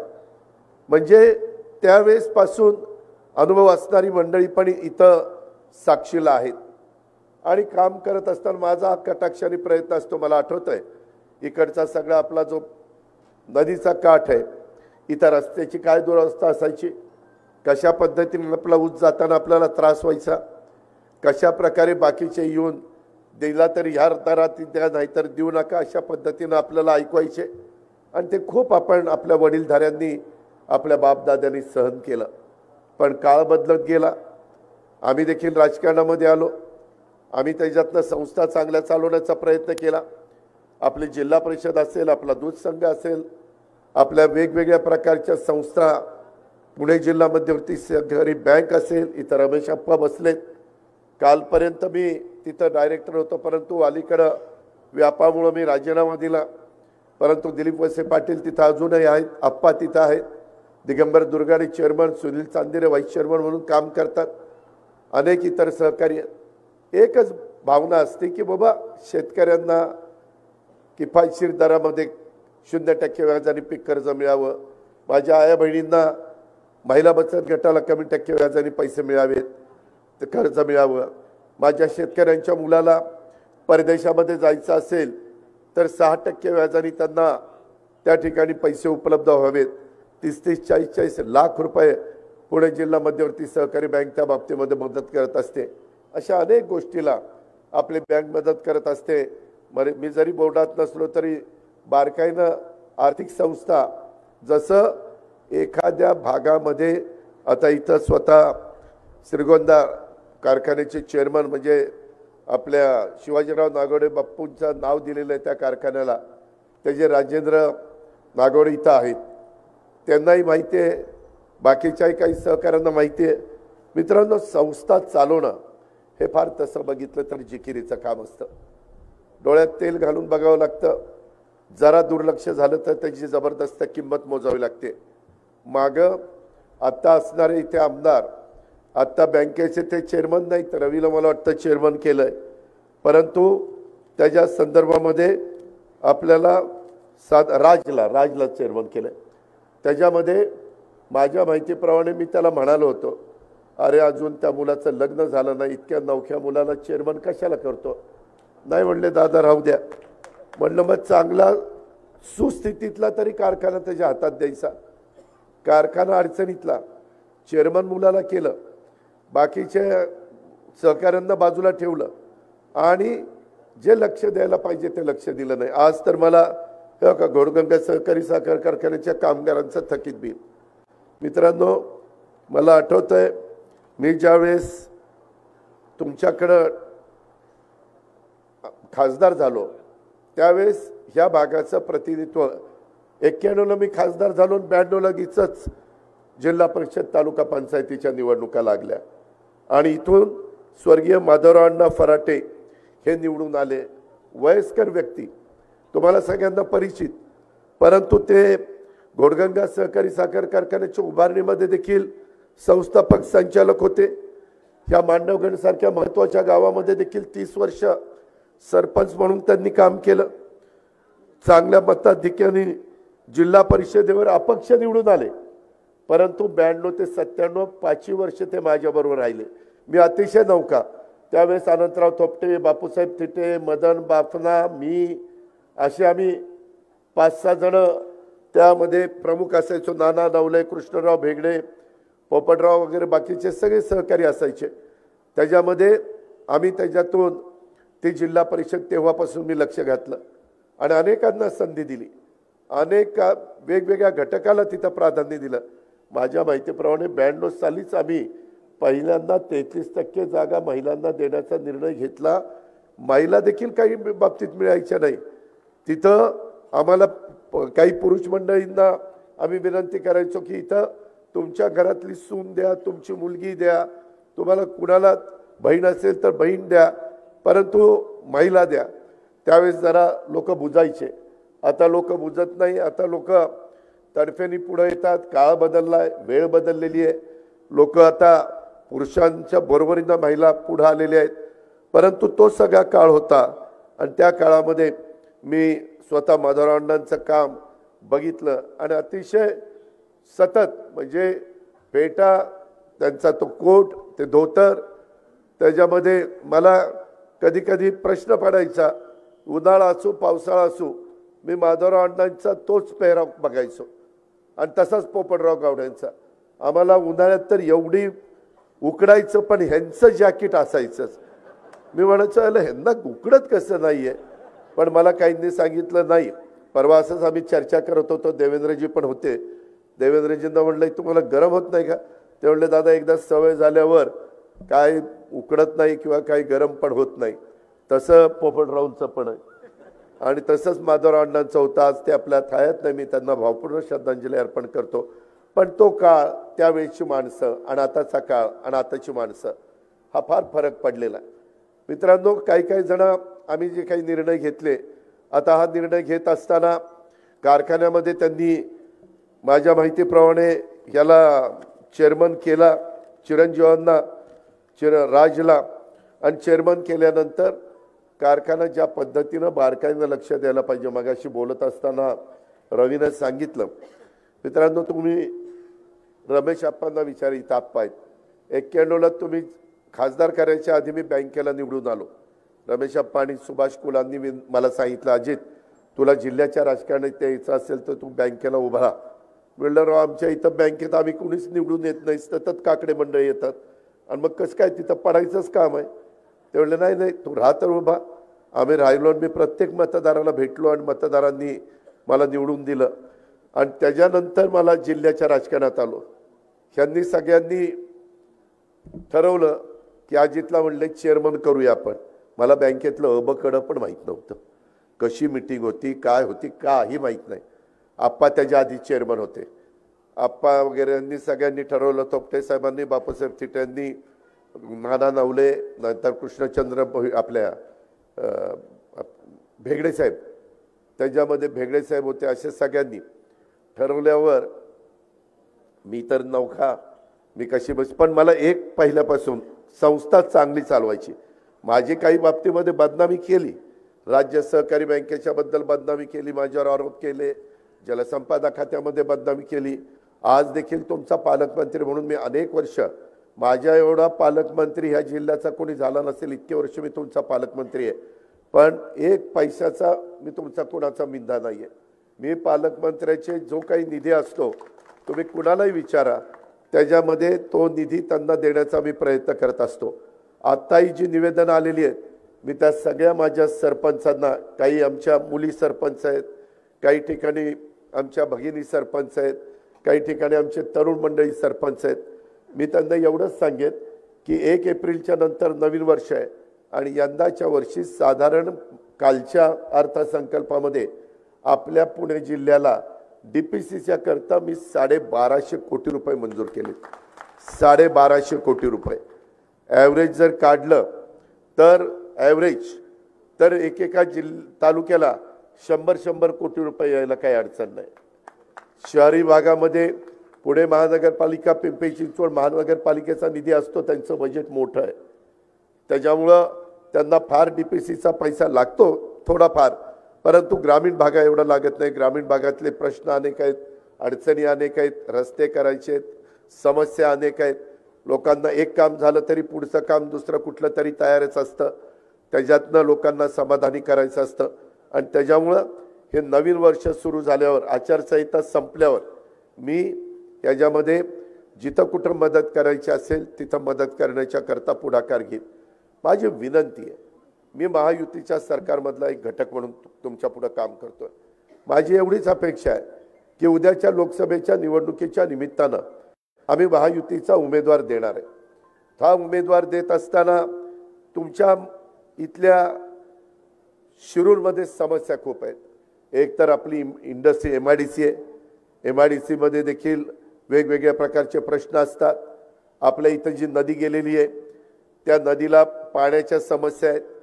त्याच्यामध्ये खरं तर परवाच तुम्हाला पेपरमध्ये तुम्ही वाचलं असेल, निरा डावा कालवा, निरा उजवा कालवा, चासकमान कालवा, घोड कालवा, कुकडी कालवा, त्याच्या संदर्भामध्ये पवना, या सगळ्या 7 धरणांची मी मीटिंग घेतली।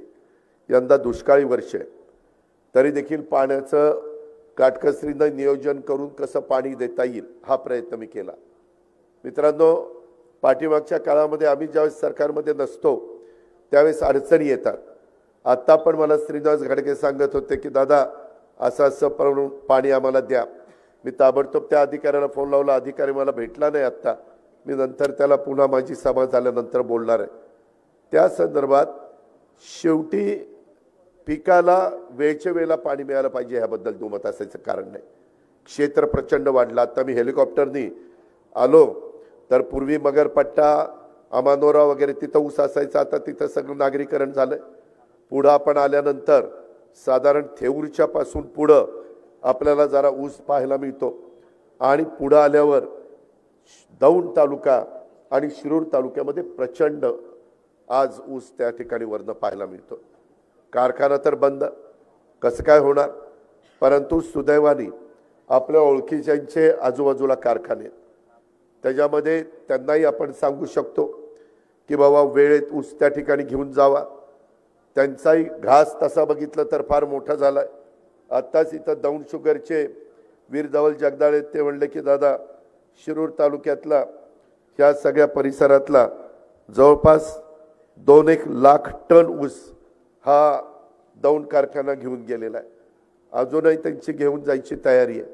बाकीचे पण कारखाने इथं आहेत, पण शेवटी आपला स्वतःचा कष्टाने पिकवलेला ऊस हा आपल्या कारखान्याला जायच्या ऐवजी दुसऱ्या कारखान्याला जातो। ठीक आहे, ते काटा व्यवस्थित करतायत, पेमेंट करतायत। माझी तुम्हाला विनंती आहे की कुठल्याही कारखान्याला ऊस जात असताना काटा बरोबर आहे का बघा। आपल्या इथं खाजगी देखील चेक करा। खाजगी काट्यावर ऊस आपला समजा 10 टन ट्रेलर भरला किंवा डबल ट्रेलर दोन्ही मिळून 18 टन भरला तर तिथेही 18 टन बसतोय का आणखीन काही होतंय? कारण आपला ऊस आहे, त्याचं वजन पण व्यवस्थित झालं पाहिजे आणि त्याचं पेमेंट पण व्यवस्थित झालं पाहिजे। हा कटाक्षाने माझ्यासारख्या कार्यकर्त्याचा प्रयत्न असतो। मित्रांनो, आता मला पत्र दिलंय घोडगंगा सहकारी साखर कारखान्याचं कामगारांचं थकीत रक्कम 16 महिन्याचा कामगारांचा थकीत पगार देण्याबाबत। त्या संदर्भामध्ये खरं तर पैसे द्यायला पाहिजे। मला ज्यावेळेस लक्षात आलं त्यावेळेस मी ताबडतोब त्याची मीटिंग लावली होती। स्टेजवरचे पण काय दादा पाटील तुम्ही पण त्या मीटिंगला होता। मी साखर आयुक्त कार्यालयामध्ये मीटिंग लावली। मी अर्थमंत्री, दिलीप वळसे पाटील सहकार मंत्री, हे बाकीचे सगळे सहकारी, त्याच्यामध्ये चेअरमन होते, MSC बँकेचा चेअरमनला बोलवलं, साखर आयुक्ताला बोलवलं, त्याच्यामध्ये कारखान्याचे चेअरमन, व्हाईस चेअरमन, संचालक बोर्डाला बोलवलं, इतर पण काही सहकारी ज्यांना कामगार प्रतिनिधी पण सगळ्यांना बोलवलं। मार्ग कसा काढायचा तर मी तिथं मार्ग काढला की अनास्कर म्हणले दादा आम्ही कर्ज कारखाना चालवायला देऊ शकतो, आम्ही कामगारांचं बिल द्यायचं आमचं काम नाहीये, आमचे बिल दिल्यावर पैसे येणार कसे? म्हणलं जरी काही असलं तरी आता मी तुम्हाला अर्थमंत्री म्हणून सांगतो, तुम्ही 1 महिन्याचा पगार कारखाना पहिला द्या आणि इथनं पुढं वेळच्या वेळेला पगार आपण करू आणि पुढचे पगार कारखाना सुरू झाला की त्या महिन्याचा पगार अधिक मागच्या महिन्यातला 1 पगार जे थकलेले आहेत त्याच्यातला, असं करून थोडंसं पुढं जाऊ। कारण मी पण माझ्या भागामध्ये अशा अडचणीमध्ये असणारे कारखाने बाहेर काढलेले आहेत। सोमेश्वर सहकारी साखर कारखाना एकेकाळी असाच अडचणीत आला, परंतु मी माझं सर्वस्व पणाला लावलं आणि मगाशी रवी किंवा बाकीच्यांनी सांगितलं. मित्रांनो, मी थोडंसं सरळ मार्गी असलो, कडक असलो तरी शब्दाचा पक्का आहे आणि काम करून देणारा माणूस आहे. मला उगीच बघू, ये आज, ये उद्या, करू ना, भेट मुंबईला, भेट बारामतीला, भेट पुण्याला, कशा करता हेलपाटे लावायचे? होत असेल तर लगेचच काम झालं पाहिजे, नसेल होत तर तसं सांगितलं पाहिजे. आणि त्याकरता तिथं काही आमचं मिटलं नाही. तिथं टोकाची भूमिका काहींनी घेतली. मी गायावाया करत होतो, बाबांनो परत परत ही संधी येणार नाही, तुम्ही माझं ऐका. परंतु ऐकलं काही गेलं नाही आणि कारखान्याचं जे काही व्हायचं ते झालेलं आहे. आता पण मी आपल्याला सांगतो, ह्याच्या संदर्भात आत्ता 21चं बोर्ड आहे. त्याच्यात दादा पाटील एका बाजूला आहे आणि 20 एका बाजूला आहे. त्याच्यातले 20 मधले पण आता काही जरा हालचाल करायला लागलेले आहेत की काय करावं काय नाही. मी सभासदांनो, आपण त्यांना अजून एक संधी देऊ. माझी त्यांना विनंती आहे की तुम्हाला जमत असेल तर करा, नसेल जमत तर सरळ सांगा ना की बाबा आम्हाला जमत नाही. आपण तिथं प्रशासक आणायचं असेल तर प्रशासक आणू शकतो. आपण तिथं चेअरमन बदलायचं असेल तर चेअरमन बदलू शकतो. ह्या संदर्भामध्ये अशा प्रकारची कारखानदारी कधी अडचण येते, केव्हा येते? दुष्काळ पडल्यानंतर, ऊसच नसल्यानंतर, क्रशिंग नाही झालं म्हणून अडचण येते, ते तोटा होतो. आपलं सगळी परिस्थिती पोषक आहे, अनुकूल आहे, आपल्याला प्रतिकूल परिस्थिती नाही आहे. ऊस प्रचंड आहे आपल्या इथं, जवळचा ऊस आहे, जेवढा गळीताला पाहिजे तेवढा, त्याच्यापेक्षा जास्त आहे. फक्त काटकसरीनं व्यवस्थितपणे तिथं कारखाना चालला पाहिजे. साखर विक्री चांगल्या दरात गेली पाहिजे. कोजन सरकारच घेतं, तिथं काही प्रश्न नाही. कोजनचे पैसे वेळेत द्यायची जबाबदारी माझी राहील. त्याच्या संदर्भामध्ये डिस्लरीच्या बद्दल देखील आपल्याला जे काही प्रॉडक्ट तयार होईल त्यालाही चांगला दर पाहिजे. आणि जेवढं गरजेचे तेवढा स्टाफ, आणि स्टाफनी पण इमाने इतबारे आत काम केलं पाहिजे. असं केल्यानंतर हा कारखाना बाहेर त्या ठिकाणी येऊ शकतो. पण त्याकरता तुमच्या सगळ्यांचं सहकार्य पाहिजे. मीच ह्याच भागामध्ये येऊन काय काय सभा घेतल्या आणि काय काय केलं ते माझं मला माहिती आहे, आणि तेव्हा तुम्ही माझं ऐकलं. परंतु त्यावेळेस आत्ताचा इथला आमदार असा काहीतरी वेडवाकडं वागेल हे काय माझ्या स्वप्नात देखील नव्हतं, आणि ते तर घडलेलं आहे. आज त्याला काय वाटतं म्हणजे मला माहिती नाही. परंतु मित्रांनो, तुम्ही मनामध्ये आता वेगळी भावना आणू नका. आता सरळ फाटी पडलेली आहे. आपण इकडच्या फाटीला आहे, ते तिकडच्या फाटीला आहे. त्याच्यामुळं काही जण म्हणतात आयला ही कधीतरी एकत्र येतील का रे ही, ह्यांनीच आमचं निम्मगार होतंय सारखं. आणि मग हळूच दबकत मला होतं, दादा काही होईल का पुढं, काहीतरी होईल. म्हणजे अजूनही लोकांच्या मनामध्ये तशा प्रकारची शंका आहे. मित्रांनो, मी आपल्याला स्पष्ट सांगतो, ह्या सगळ्याच्या बाबतीमध्ये मागं मीच तुमच्याकडं डॉक्टर अमोल कोल्हेंना मतदान करा अशा प्रकारची विनंती करायला यायचो. मी त्यांना दुसऱ्या पक्षातनं घेऊन माझ्या घरी नेऊन पक्षाचा प्रवेश देऊन तिकीट देऊन मी दिलीपराव वळसे पाटलांनी जबाबदारी, दिलीपरावांच्यावर मी जुन्नर खेड आंबेगावची जबाबदारी टाकली होती. माझ्यावर मी भोसरी, शिरूर आणि हडपसर ह्या 3ची जबाबदारी घेतलेली होती. आणि त्या प्रकारे आपण ते सीट निवडून आणलं.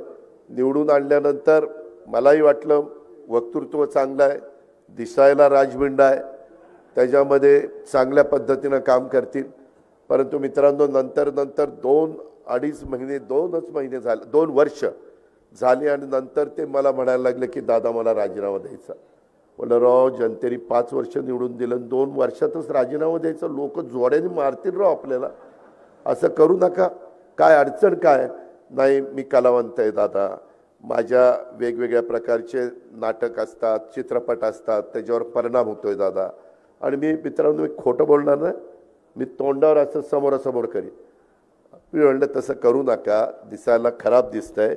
आता ते म्हणले मी सेलिब्रिटी आहे, ह्या लोकांना वाटतं रोज मी तिकडं मतदारसंघात यावं, कसं शक्य आहे, मला माझी मालिका असते, मग मला त्या ठिकाणी काम करावं लागतं, मग ते कोण बघणार? माझ्या व्यवसायावर परिणाम झाला, माझ्या व्यवसायावर परिणाम झाला असं त्यांचे शब्द होते. मी तरी त्यांना म्हणालो, बाकीचे सगळे म्हणायचे आजी तूच आणलंय त्यांना, आता तूच त्यांना समजून सांग, तूच त्यांना समजून सांग. मित्रांनो, असं कसं बसं करत करत ते तर मागाशी कोणतरी म्हणलं की सुरुवातीच्या 4 वर्षामध्ये किती आले काय आले. खरं त्यांचा राजकारण हा पिंडच नाही आहे. आम्ही राजकारणी लोक काय करतो, एखादा उमेदवार आम्हाला पराभूत करता येत नसेल तर मग सेलिब्रिटी काढायची. खोटं नाही सांगत. तुम्ही देशात बघा, आता काही ठिकाणी हेमा मालिनी उभे राहतात की नाही, निवडून येतात. काही ठिकाणी सनी देओल उभा राहतो, धर्मेंद्र उभा राहतो, गोविंदा उभा राहतो. काय ह्यांचा राजकारणाशी संबंध आहे? राजेश खन्ना, शत्रुघ्न सिन्हा, किती नावं देऊ? एवढे नटी पण उभे राहते, नट पण उभे राहतात. आणि का एकदा मला वाटतं अमिताभ बच्चनला पण उभं केलं होतं आणि निवडून आले होते. आणि मग नंतर म्हणले नाही राव, हे आपलं काम नाही, राजीनामा दिलं सोडून.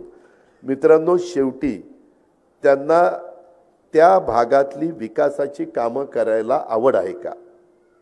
थोडे दिवस आपल्याला पण नवीन माणूस आला, चांगला दिसायला विसायला पिळबिळ मिशावर मारला की काय दिसतंय राजबंडा घडी, आणि ते आपण देतो, बटणं दाबतो.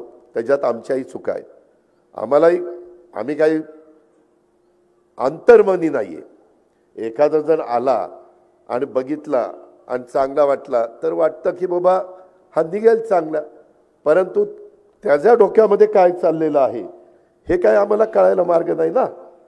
तसं आपलं झालंय. आता पुन्हा मध्ये मी शिवजयंतीला मला भेटले 19 तारखेला. म्हटलं का हो डॉक्टर, मागं तर म्हणायचं राजीनामा द्यायचा ना, आता परत दंड ठोपटले. नाही म्हणले दादा, जरा वाटायला लागलं, परत उभं राहू. अरे असं कसं चालेल? आपले प्रश्न सुटले पाहिजे. मित्रांनो, इतके महत्त्वाचे प्रश्न सध्या आपल्या सगळ्यांच्या समोर आवासून आहेत. रेल्वेचे प्रश्न आहेत. आत्ताच कोणीतरी बोलत असताना मला वाटतं सांगितलं त्याच्यामध्ये की दादा आमच्या इथं सुधीरने का कोणीतरी सांगितलं, दादा आमचा हा रस्ता 10 मीटर रुंदीचा करा, 7.5 का काहीतरी आहे ना, हां, तो 10 मीटरचा करा. आपल्या इथं पाण्याचा गहन प्रश्न आहे. मी ते कुकडीचं घोडचं बघतोय, दिवसेंदिवस शहरं मोठी होत आहेत. शिरूरकरांनो, मांडवगण फराटा परिसरातल्या माझ्या पंचक्रोशीतील जनते हो, आपल्या वरसगाव, पानशेत, खडकवासला, टेमघरला एवढं पाणी प्यायला चाललंय, अर्थात द्यायला पाहिजे. पूर्वी 5-5.5 TMC लागायचं, आता 20 TMC पाणी लागतंय. शेवटी ह्या सगळ्या गोष्टीचा परिणाम शेतीवर व्हायला लागलेला आहे. शेतीशिवाय तर आपल्याला पर्याय नाही. शेतीला कसा योग्य पद्धतीनं दर मिळतील. आत्ताच मोदी साहेबांनी ऊसाचे दर परत वाढवले.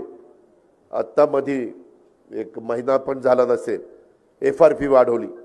ह्या सगळ्या गोष्टी आहेत.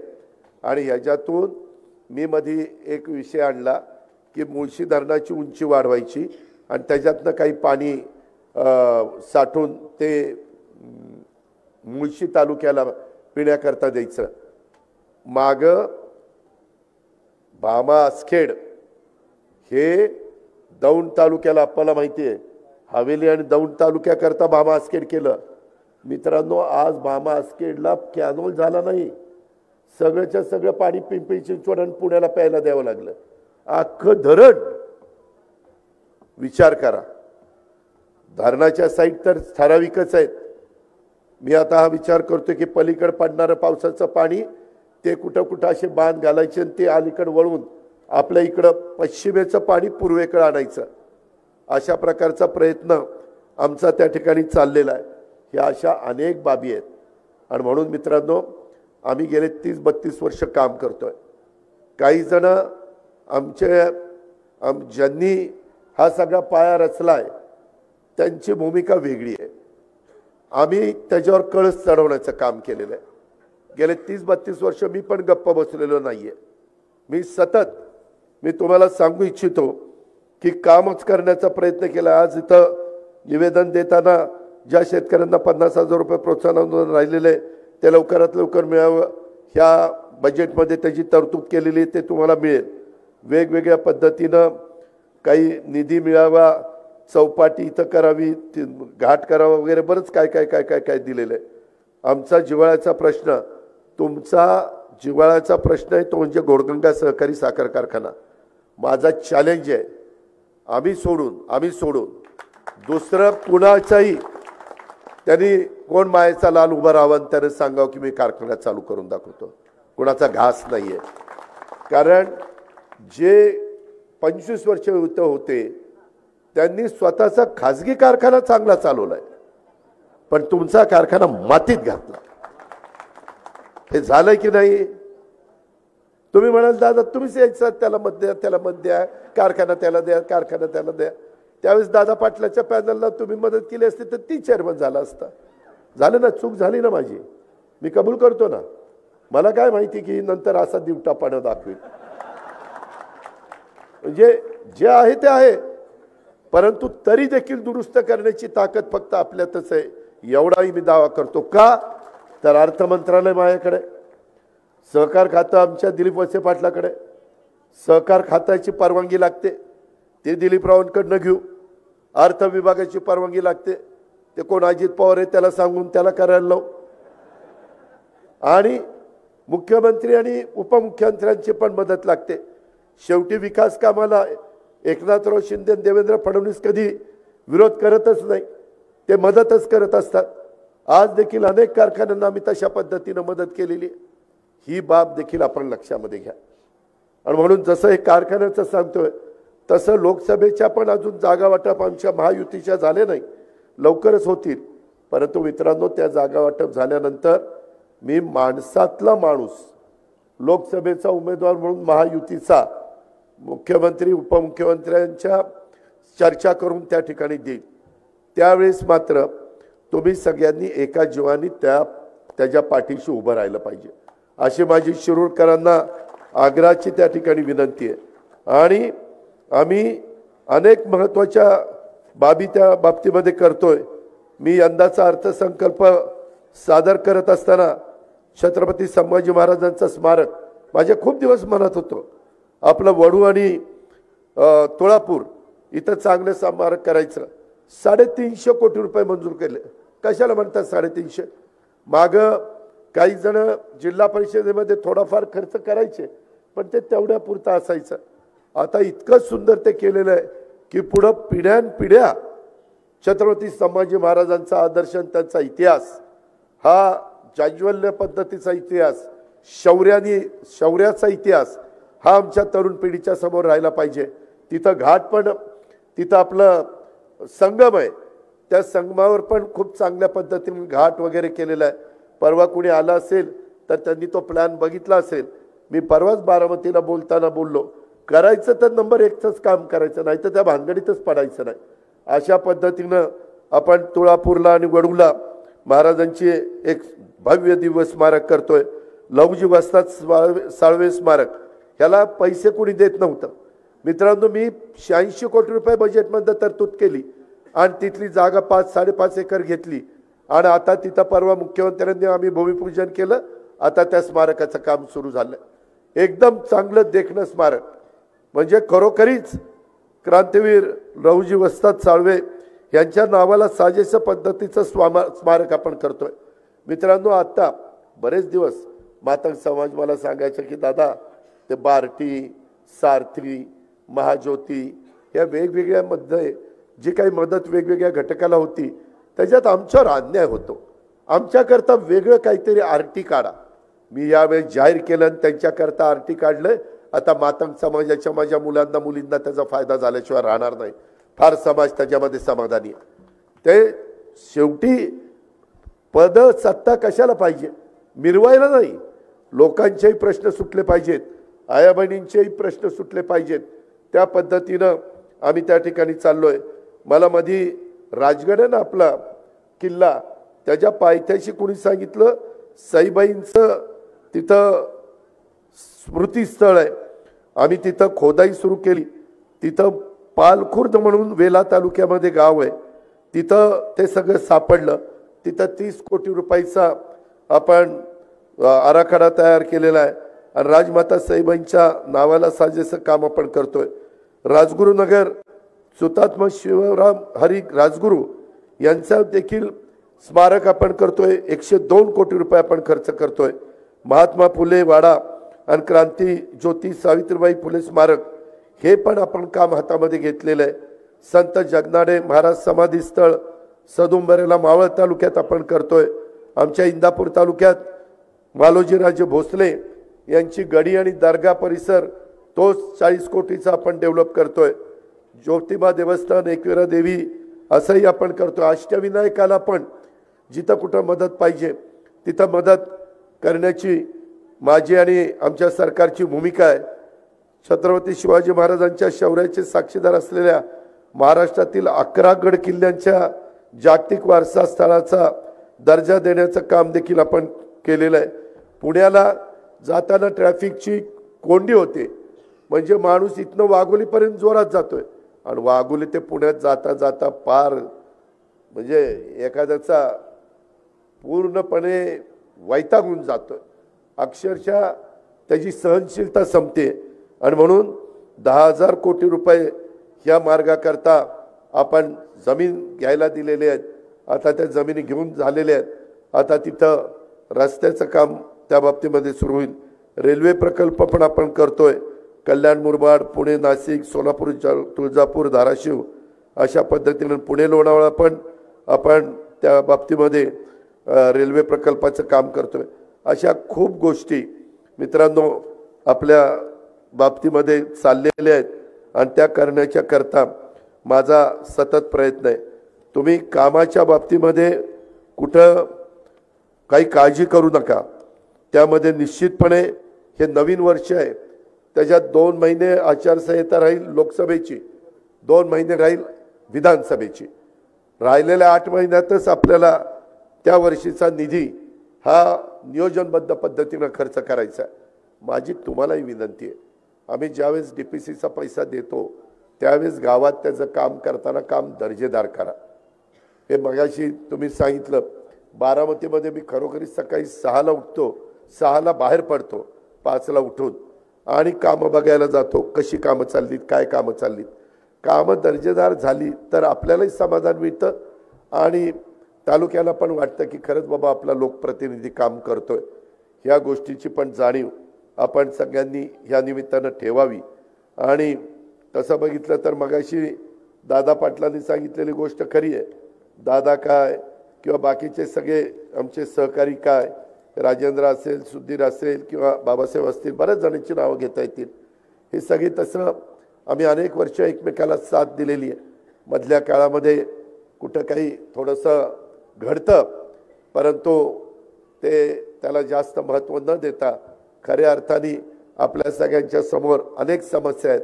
परवा माझी आता नरेंद्र मोदींच्या बरोबर अमित शहांच्या बरोबर चांगली ओळख झालेली आहे.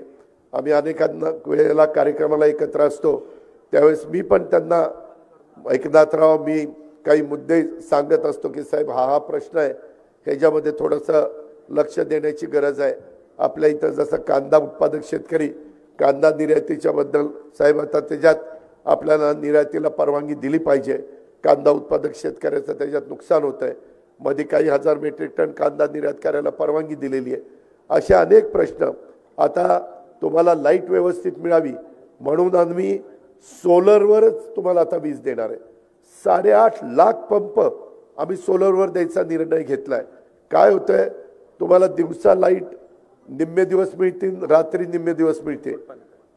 आणि ते सगळं झालं की त्याच्यामध्ये आपल्याला अडचण काय येते की दिवसा लाईट सूर्य उगवला की तुमचा पंप चालू होणार, सूर्य मावळला की पंप बंद होणार. त्याच्यामुळं आपल्याला सोलरची लाईट परवडणारी आहे. लाईट बिल तर येणारच नाही, तो प्रश्न नाही. म्हणून आम्ही महाराष्ट्रामध्ये मोठ्या प्रमाणावर सोलर पॅनलचा कार्यक्रम हातामध्ये घेतला आहे आणि त्याचा लाभ जसं तुम्हाला होणार आहे तसे इंडस्ट्रीचे पण दर कमी व्हायला मदत होईल. कारण तुम्हाला सबसिडी देताना आम्ही इंडस्ट्रीचा दर समजा 6 रुपये असेल तर त्यांना 8 रुपये लावतो, 2 रुपये त्याच्यातनं घेतो आणि ते तुम्हाला सबसिडी म्हणून पास करतो, बाकीचं राज्य सरकार घालतं. अशा या सगळ्या गोष्टी आहेत. मित्रांनो, एकंदरीत ह्या सगळ्याचा विचार करून आपण त्याच्यामध्ये पुढे चाललेलो आहे. माझी तुम्हालाही विनंती आहे की खूप काही चांगलं बियाणं तुम्हाला कसं मिळेल, चांगल्या पद्धतीनं वेगवेगळे संशोधन करून त्याच्यातून कमी पाण्यामध्ये जास्त चांगल्या प्रकारचं पीक कसं येईल, त्याच्या संदर्भात दुधाच्या बद्दल बघा मध्ये अडचणी झाल्या, ह्या सगळ्या ताई वगैरे आमच्याकडे आल्या, स्वप्नील वगैरे सगळेच आले, आमचे भगवानराव पासनकर आले आणि ते म्हणले की दादा परवडत नाही. कार्यकर्ते आले, 5 रुपये लिटरला आम्ही गाईच्या करता अनुदान दिलेलं आहे. त्याचे पैसे मध्ये काहीतरी त्रुटी राहिलेली होती, ती पण आता दूर केलेली आहे आणि डायरेक्ट त्याच्या अकाउंटला ते पैसे जाणार आहेत. फक्त ते गाईचं दूध त्याचं घरातलं असलं पाहिजे एवढी फक्त आम्ही शहानिशा करतोय. म्हणजे 2 महिन्याच्या 1च महिन्याकरता केलं होतं, आता अजून 1 महिना ते वाढवलं. का तर दुधाचे दर अजून कमी आहेत. जिथं जिथं माझा शेतकरी अडचणी येईल, मध्ये धानाच्या उत्पादक शेतकऱ्याला तिकडं मदत केली, इकडं काही फळबागा अडचणीत आल्या, वादळी वारं आलं, गारपीट झाली, तिथं आम्ही शेतकऱ्याला मदत करतो. मदत पुनर्वसन खातं राष्ट्रवादी काँग्रेस पक्षाच्याकडेच आहे. अशा प्रकारे ज्या ज्या बाबतीमध्ये आपल्याला शेतकऱ्यांना मदत करणं गरजेचं आहे. आरोग्याच्या बाबतीत आम्ही खूप लक्ष घातलंय. आता तुमचा विमा आम्ही उतरवतो आणि 5 लाखापर्यंत तुमचा औषध पाण्याचा खर्च राज्य सरकार त्या विमा कंपनीच्या मार्फत करण्याचं काम करते. अशा खूप काही योजना आहेत. योजना तर इतक्या वेगवेगळ्या प्रकारच्या आहेत की त्या योजना माझ्या शेवटच्या माणसाच्या पर्यंत लाभ कसा मिळवून द्यायचा अशा प्रकारचा प्रयत्न आमचा आहे. मी पुन्हा सांगतो की उद्याच्या लोकसभेच्या निवडणुकीच्या निमित्तानं कदाचित डॉक्टर कोल्हे म्हणतील हा त्यावेळेस मी दादांना तसं म्हणलं होतं आणि त्याच्यामुळं दादांनी सांगितलेलं बरोबर आहे, पण आता मात्र मी काम करायचं ठरवलं. अजिबात नाही.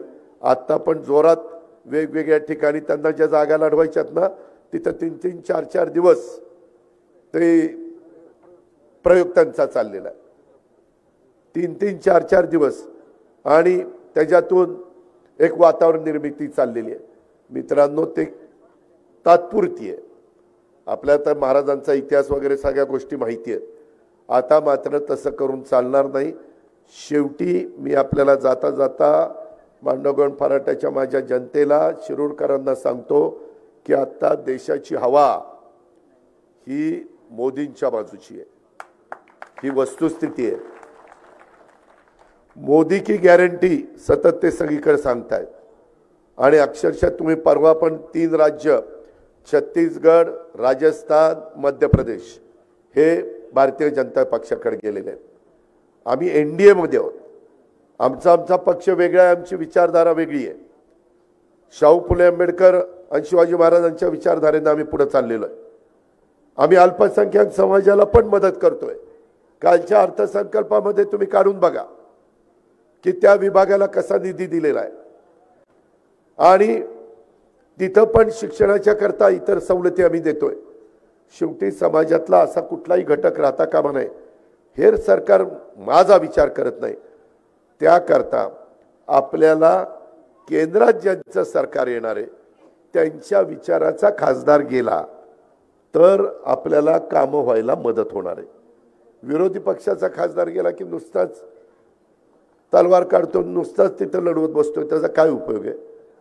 ते सरळ म्हणतात काय आमचं तिथं चालत नाही.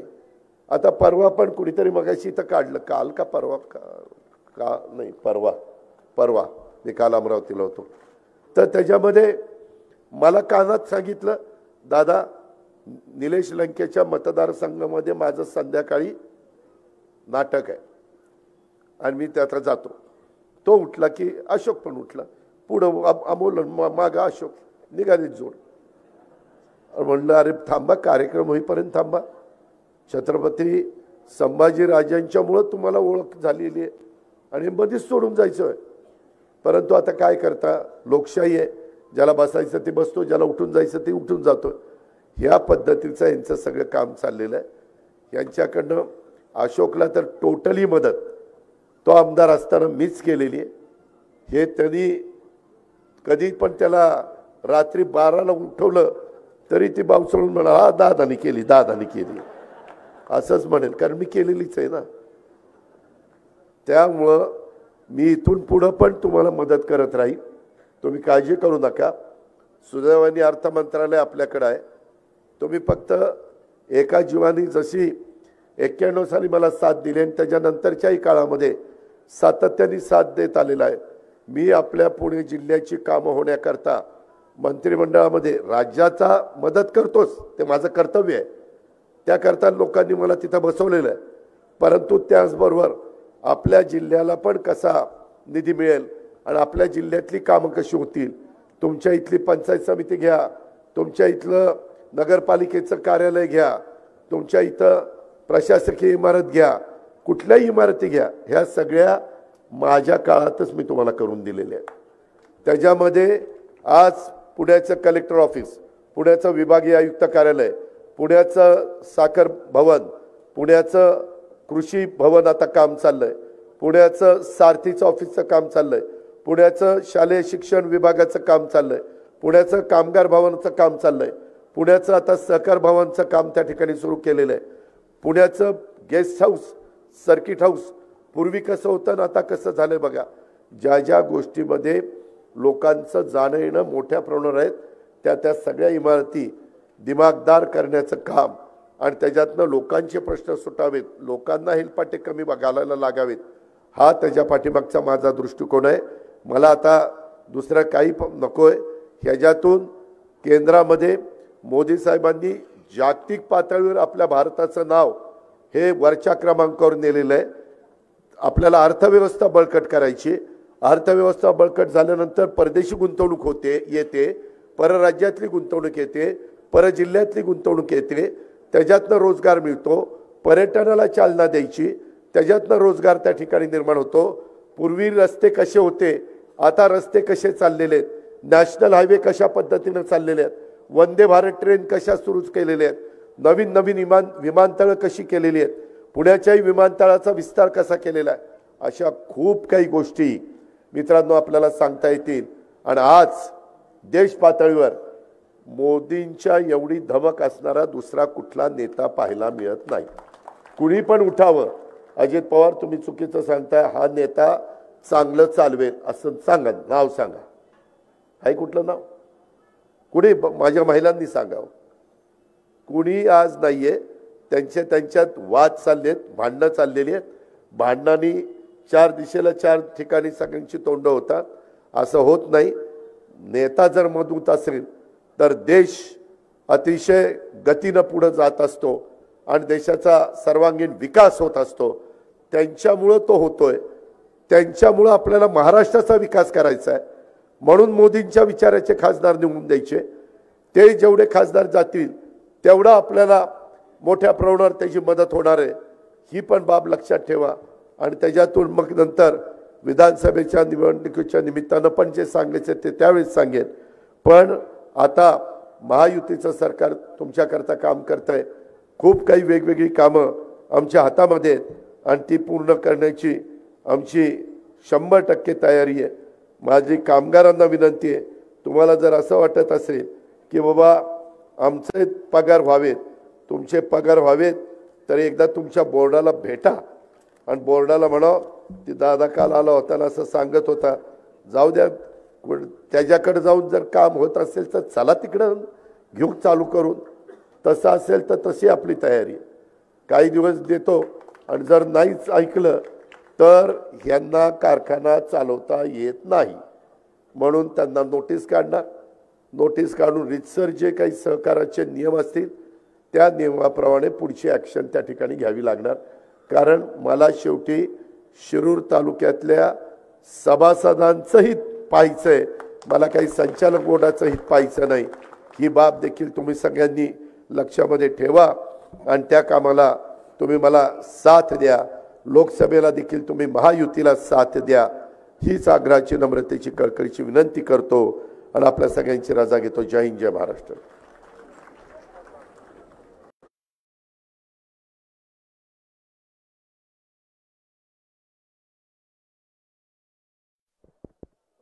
आजच्या कार्यक्रमाचे अध्यक्ष आपले माजी आमदार पोपटराव गावडे, प्रांत जिल्ह्याचे अध्यक्ष प्रदीप गारटकरजी, सुरेश घुले, रमेश थोरात, राजेंद्र नागवडे, रवी बापू काळे, दादा पाटील फराटे, दिलीप वालेकर, सुधीर फराटे, शरद कालेवार, केशरताई पवार, स्वप्नील ढमढरे, बाबासाहेब फराटे, ऋतिका जांभरे, उमेश पाटील, निखिल तांबे, वैशाली नागोडे, राजेंद्र कोरेकर, मोनिका हरगुडे, आबासाहेब पाचुनकर, समीक्षा फराटे सरपंच, सचिन घोटकुले, तज्ञिका कर्डिले, कुंडलिक शितोळे, अमित गव्हाणे, एजाज बागवान, बाळासाहेब पटतरे, राजेंद्र गव्हाणे, शशिकांत दसगुडे, श्रीनिवास गाडगे, पुंडलिक पाटील, राजेंद्र जगदाळे, आरतीताई भुजबळ, वीरधवल जगदाळे, सोपनराव गवारे, दादा पाटील धावटे, विक्की लोखंडे, शांताराम कटके, शुभम कोमणे, अर्चना कटके, नंदू पवार, अशोक कळतकर, शिवाजी दरेकर, संतोष शितोळे, दादासाहेब लोखंडे, यशवंत डमडरे, कुसुम मांढरे, अमोल वरपे, सुदर्शन जगदाळे, सर्व माझ्या शिरूर परिसरातील, मांडवगण परिसरातील, पंचक्रोशीतील जमलेले बंधू भगिनी, कार्यकर्ते, सर्व आजी माजी पदाधिकारी, पत्रकार मित्र, ज्यांच्या पक्षप्रवेशाच्या निमित्तानं आज मी तारीख दिलेली होती. मित्रांनो, थोडं 2 दिवस झाले माझा जरा घसातनं मला व्हायरल इन्फेक्शन झालेलं असल्यामुळं माझा नेहमीसारखा आवाज येणार नाही, त्याबद्दल मी दिलगिरी व्यक्त करतो.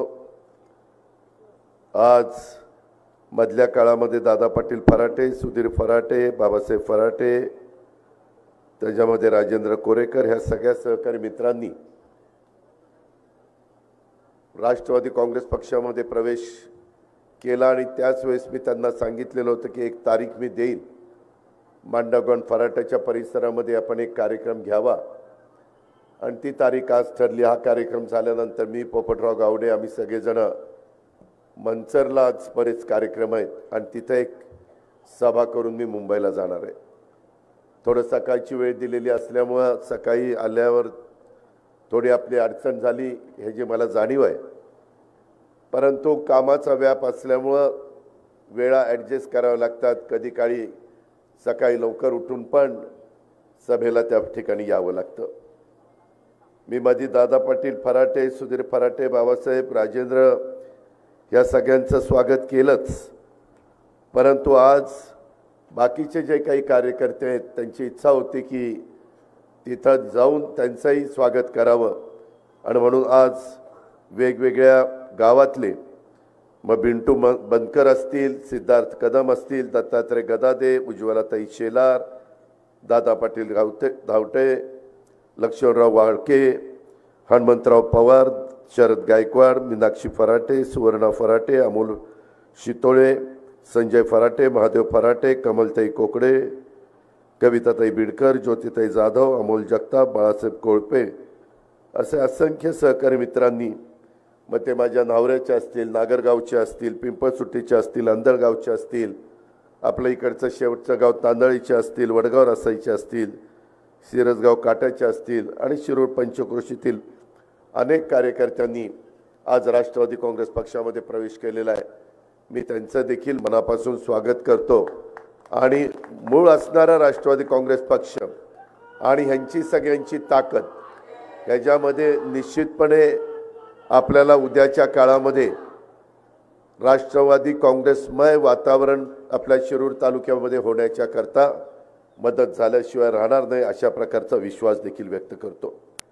आता तुमच्या सगळ्यांच्या साक्षीनं जिनं आरोग्य विभागामध्ये उच्च शिक्षण BJ मेडिकल कॉलेजला घेतलं, ससूनला घेतलं, आणि ती आपली संध्या दत्तात्रय लोंढे ही जी प्रयोगशाळा सहाय्यक अधिकारी म्हणून निवड झालेली आहे आणि ती आता सेवेमध्ये देखील रुजू झालेली आहे.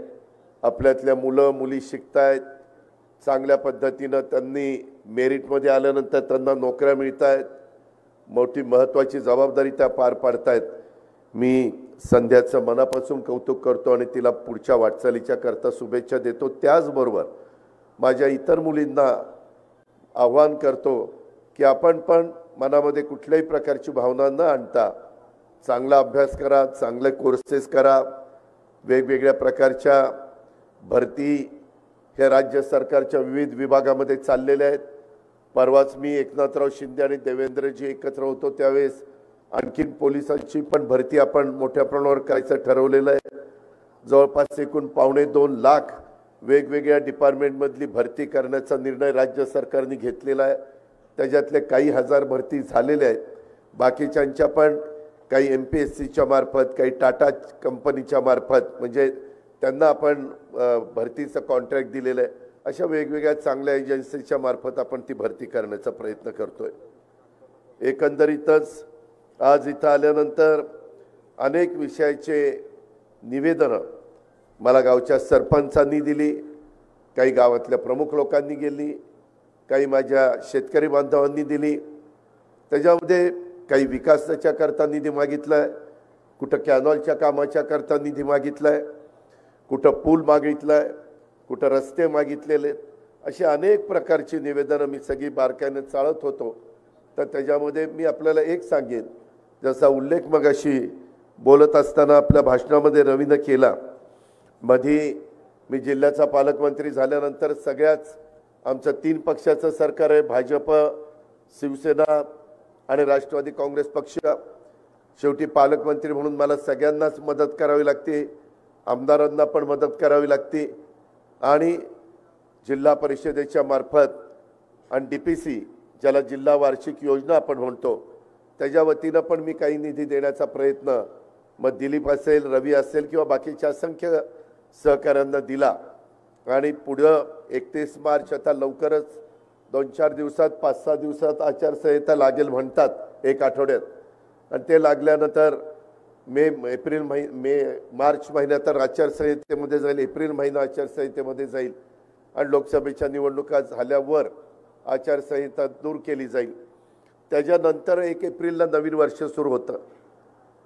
मला तुम्हाला सगळ्यांना सांगायचं आहे, तुमच्यामुळं मला राजकीय जीवनामध्ये कामाची संधी दिली, कारण 91 साली मला तुम्ही पहिल्यांदा खासदार केलं, त्यावेळेस बारामती लोकसभा मतदारसंघामध्ये माझा शिरूर, हवेली, दौंड, बारामती, इंदापूर, पुरंदर अशा प्रकारचा तो मतदारसंघ होता, इन्क्लुडिंग पिंपरी चिंचवड।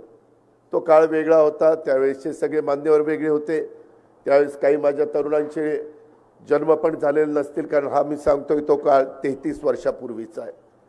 आणि खूप प्रचंड मताधिक्याने मला नौका उमेदवार असताना देखील तुम्ही पाठवलं, परंतु नंतर काही लोकसभेला, परंतु काही समीकरणं बदलली, मला 6 महिन्यात राजीनामा द्यावा लागला आणि मला पुन्हा राज्याच्या राजकारणामध्ये यावं लागलं। मित्रांनो, पहिल्यापासून मी शेवटी शेतकरी आहे, त्याच्यामुळं फार बारकाईनं पोल्ट्री असेल, डेअरी असेल, फळबागा असतील, ऊसाची शेती असेल, भाजीपाला असेल, द्राक्ष असतील, आंबा असेल, अशा अनेक प्रकारचे शेती मी माझ्या शेतामध्ये त्या ठिकाणी करत असतो। परंतु नंतर पुन्हा काही बदल झाले, मला मुंबईला जावं लागलं, तरी आज माझं मनापासून मला वेळ मिळतो तेव्हा तिथं जायचा प्रयत्न करतो, पण तो कामाच्या व्यापातनं ते जमत नाही। त्यामुळं ह्या सगळ्या क्षेत्रामध्ये काय शेतकऱ्यांच्या अडचणी आहेत, काय शेतकऱ्यांच्या समस्या आहेत, ह्या व्यवस्थितपणे लक्षामध्ये घेऊन त्याच्यातून मार्ग काढण्याचा प्रयत्न हा माझा चाललेला असतो। सुदैवाने मगाशी सांगितलं, 5 वेळेला तुम्ही मला उपमुख्यमंत्री केलं, 8 वेळेला मी अर्थसंकल्प सादर केला, त्याच्यामध्ये शासनाचा तिजोरीतला पैसा कशा पद्धतीनं द्यायचा हा निर्णय आम्ही घेत असतो। हा निर्णय घेत असताना समाजातल्या सर्व घटकाला न्याय कसा देता येईल, त्याच्यामध्ये जसं 18 पगड जातीला बरोबर घेऊन हिंदवी स्वराज्याची स्थापना छत्रपती शिवाजी महाराजांनी केली आणि त्यांचा आदर्श डोळ्यासमोर ठेवून एकनाथराव, मी आणि देवेंद्रजी आम्ही सगळेजण काम करतोय। ठीक आहे, आम्ही वेगवेगळ्या काळामध्ये वेगवेगळ्या निवडणुका एकमेकाच्या विरोधामध्ये लढलो असो, ते मी मान्य करीन, परंतु मित्रांनो, साधारण त्या वेळेसची परिस्थिती बघून निर्णय घ्यावे लागतात। आपल्या इथं पण वडीलधाऱ्यांनी तशाच पद्धतीचे निर्णय तुम्ही गेल्या 40, 50, 60 वर्षाचा जसं आमचे पोपटराव गावडे म्हणाले 62 साली ते जिल्हा परिषद पंचायत समितीच्या निवडणुकीमध्ये लढले. 62 ते आता 2024 किती वर्ष झाली ते बघा.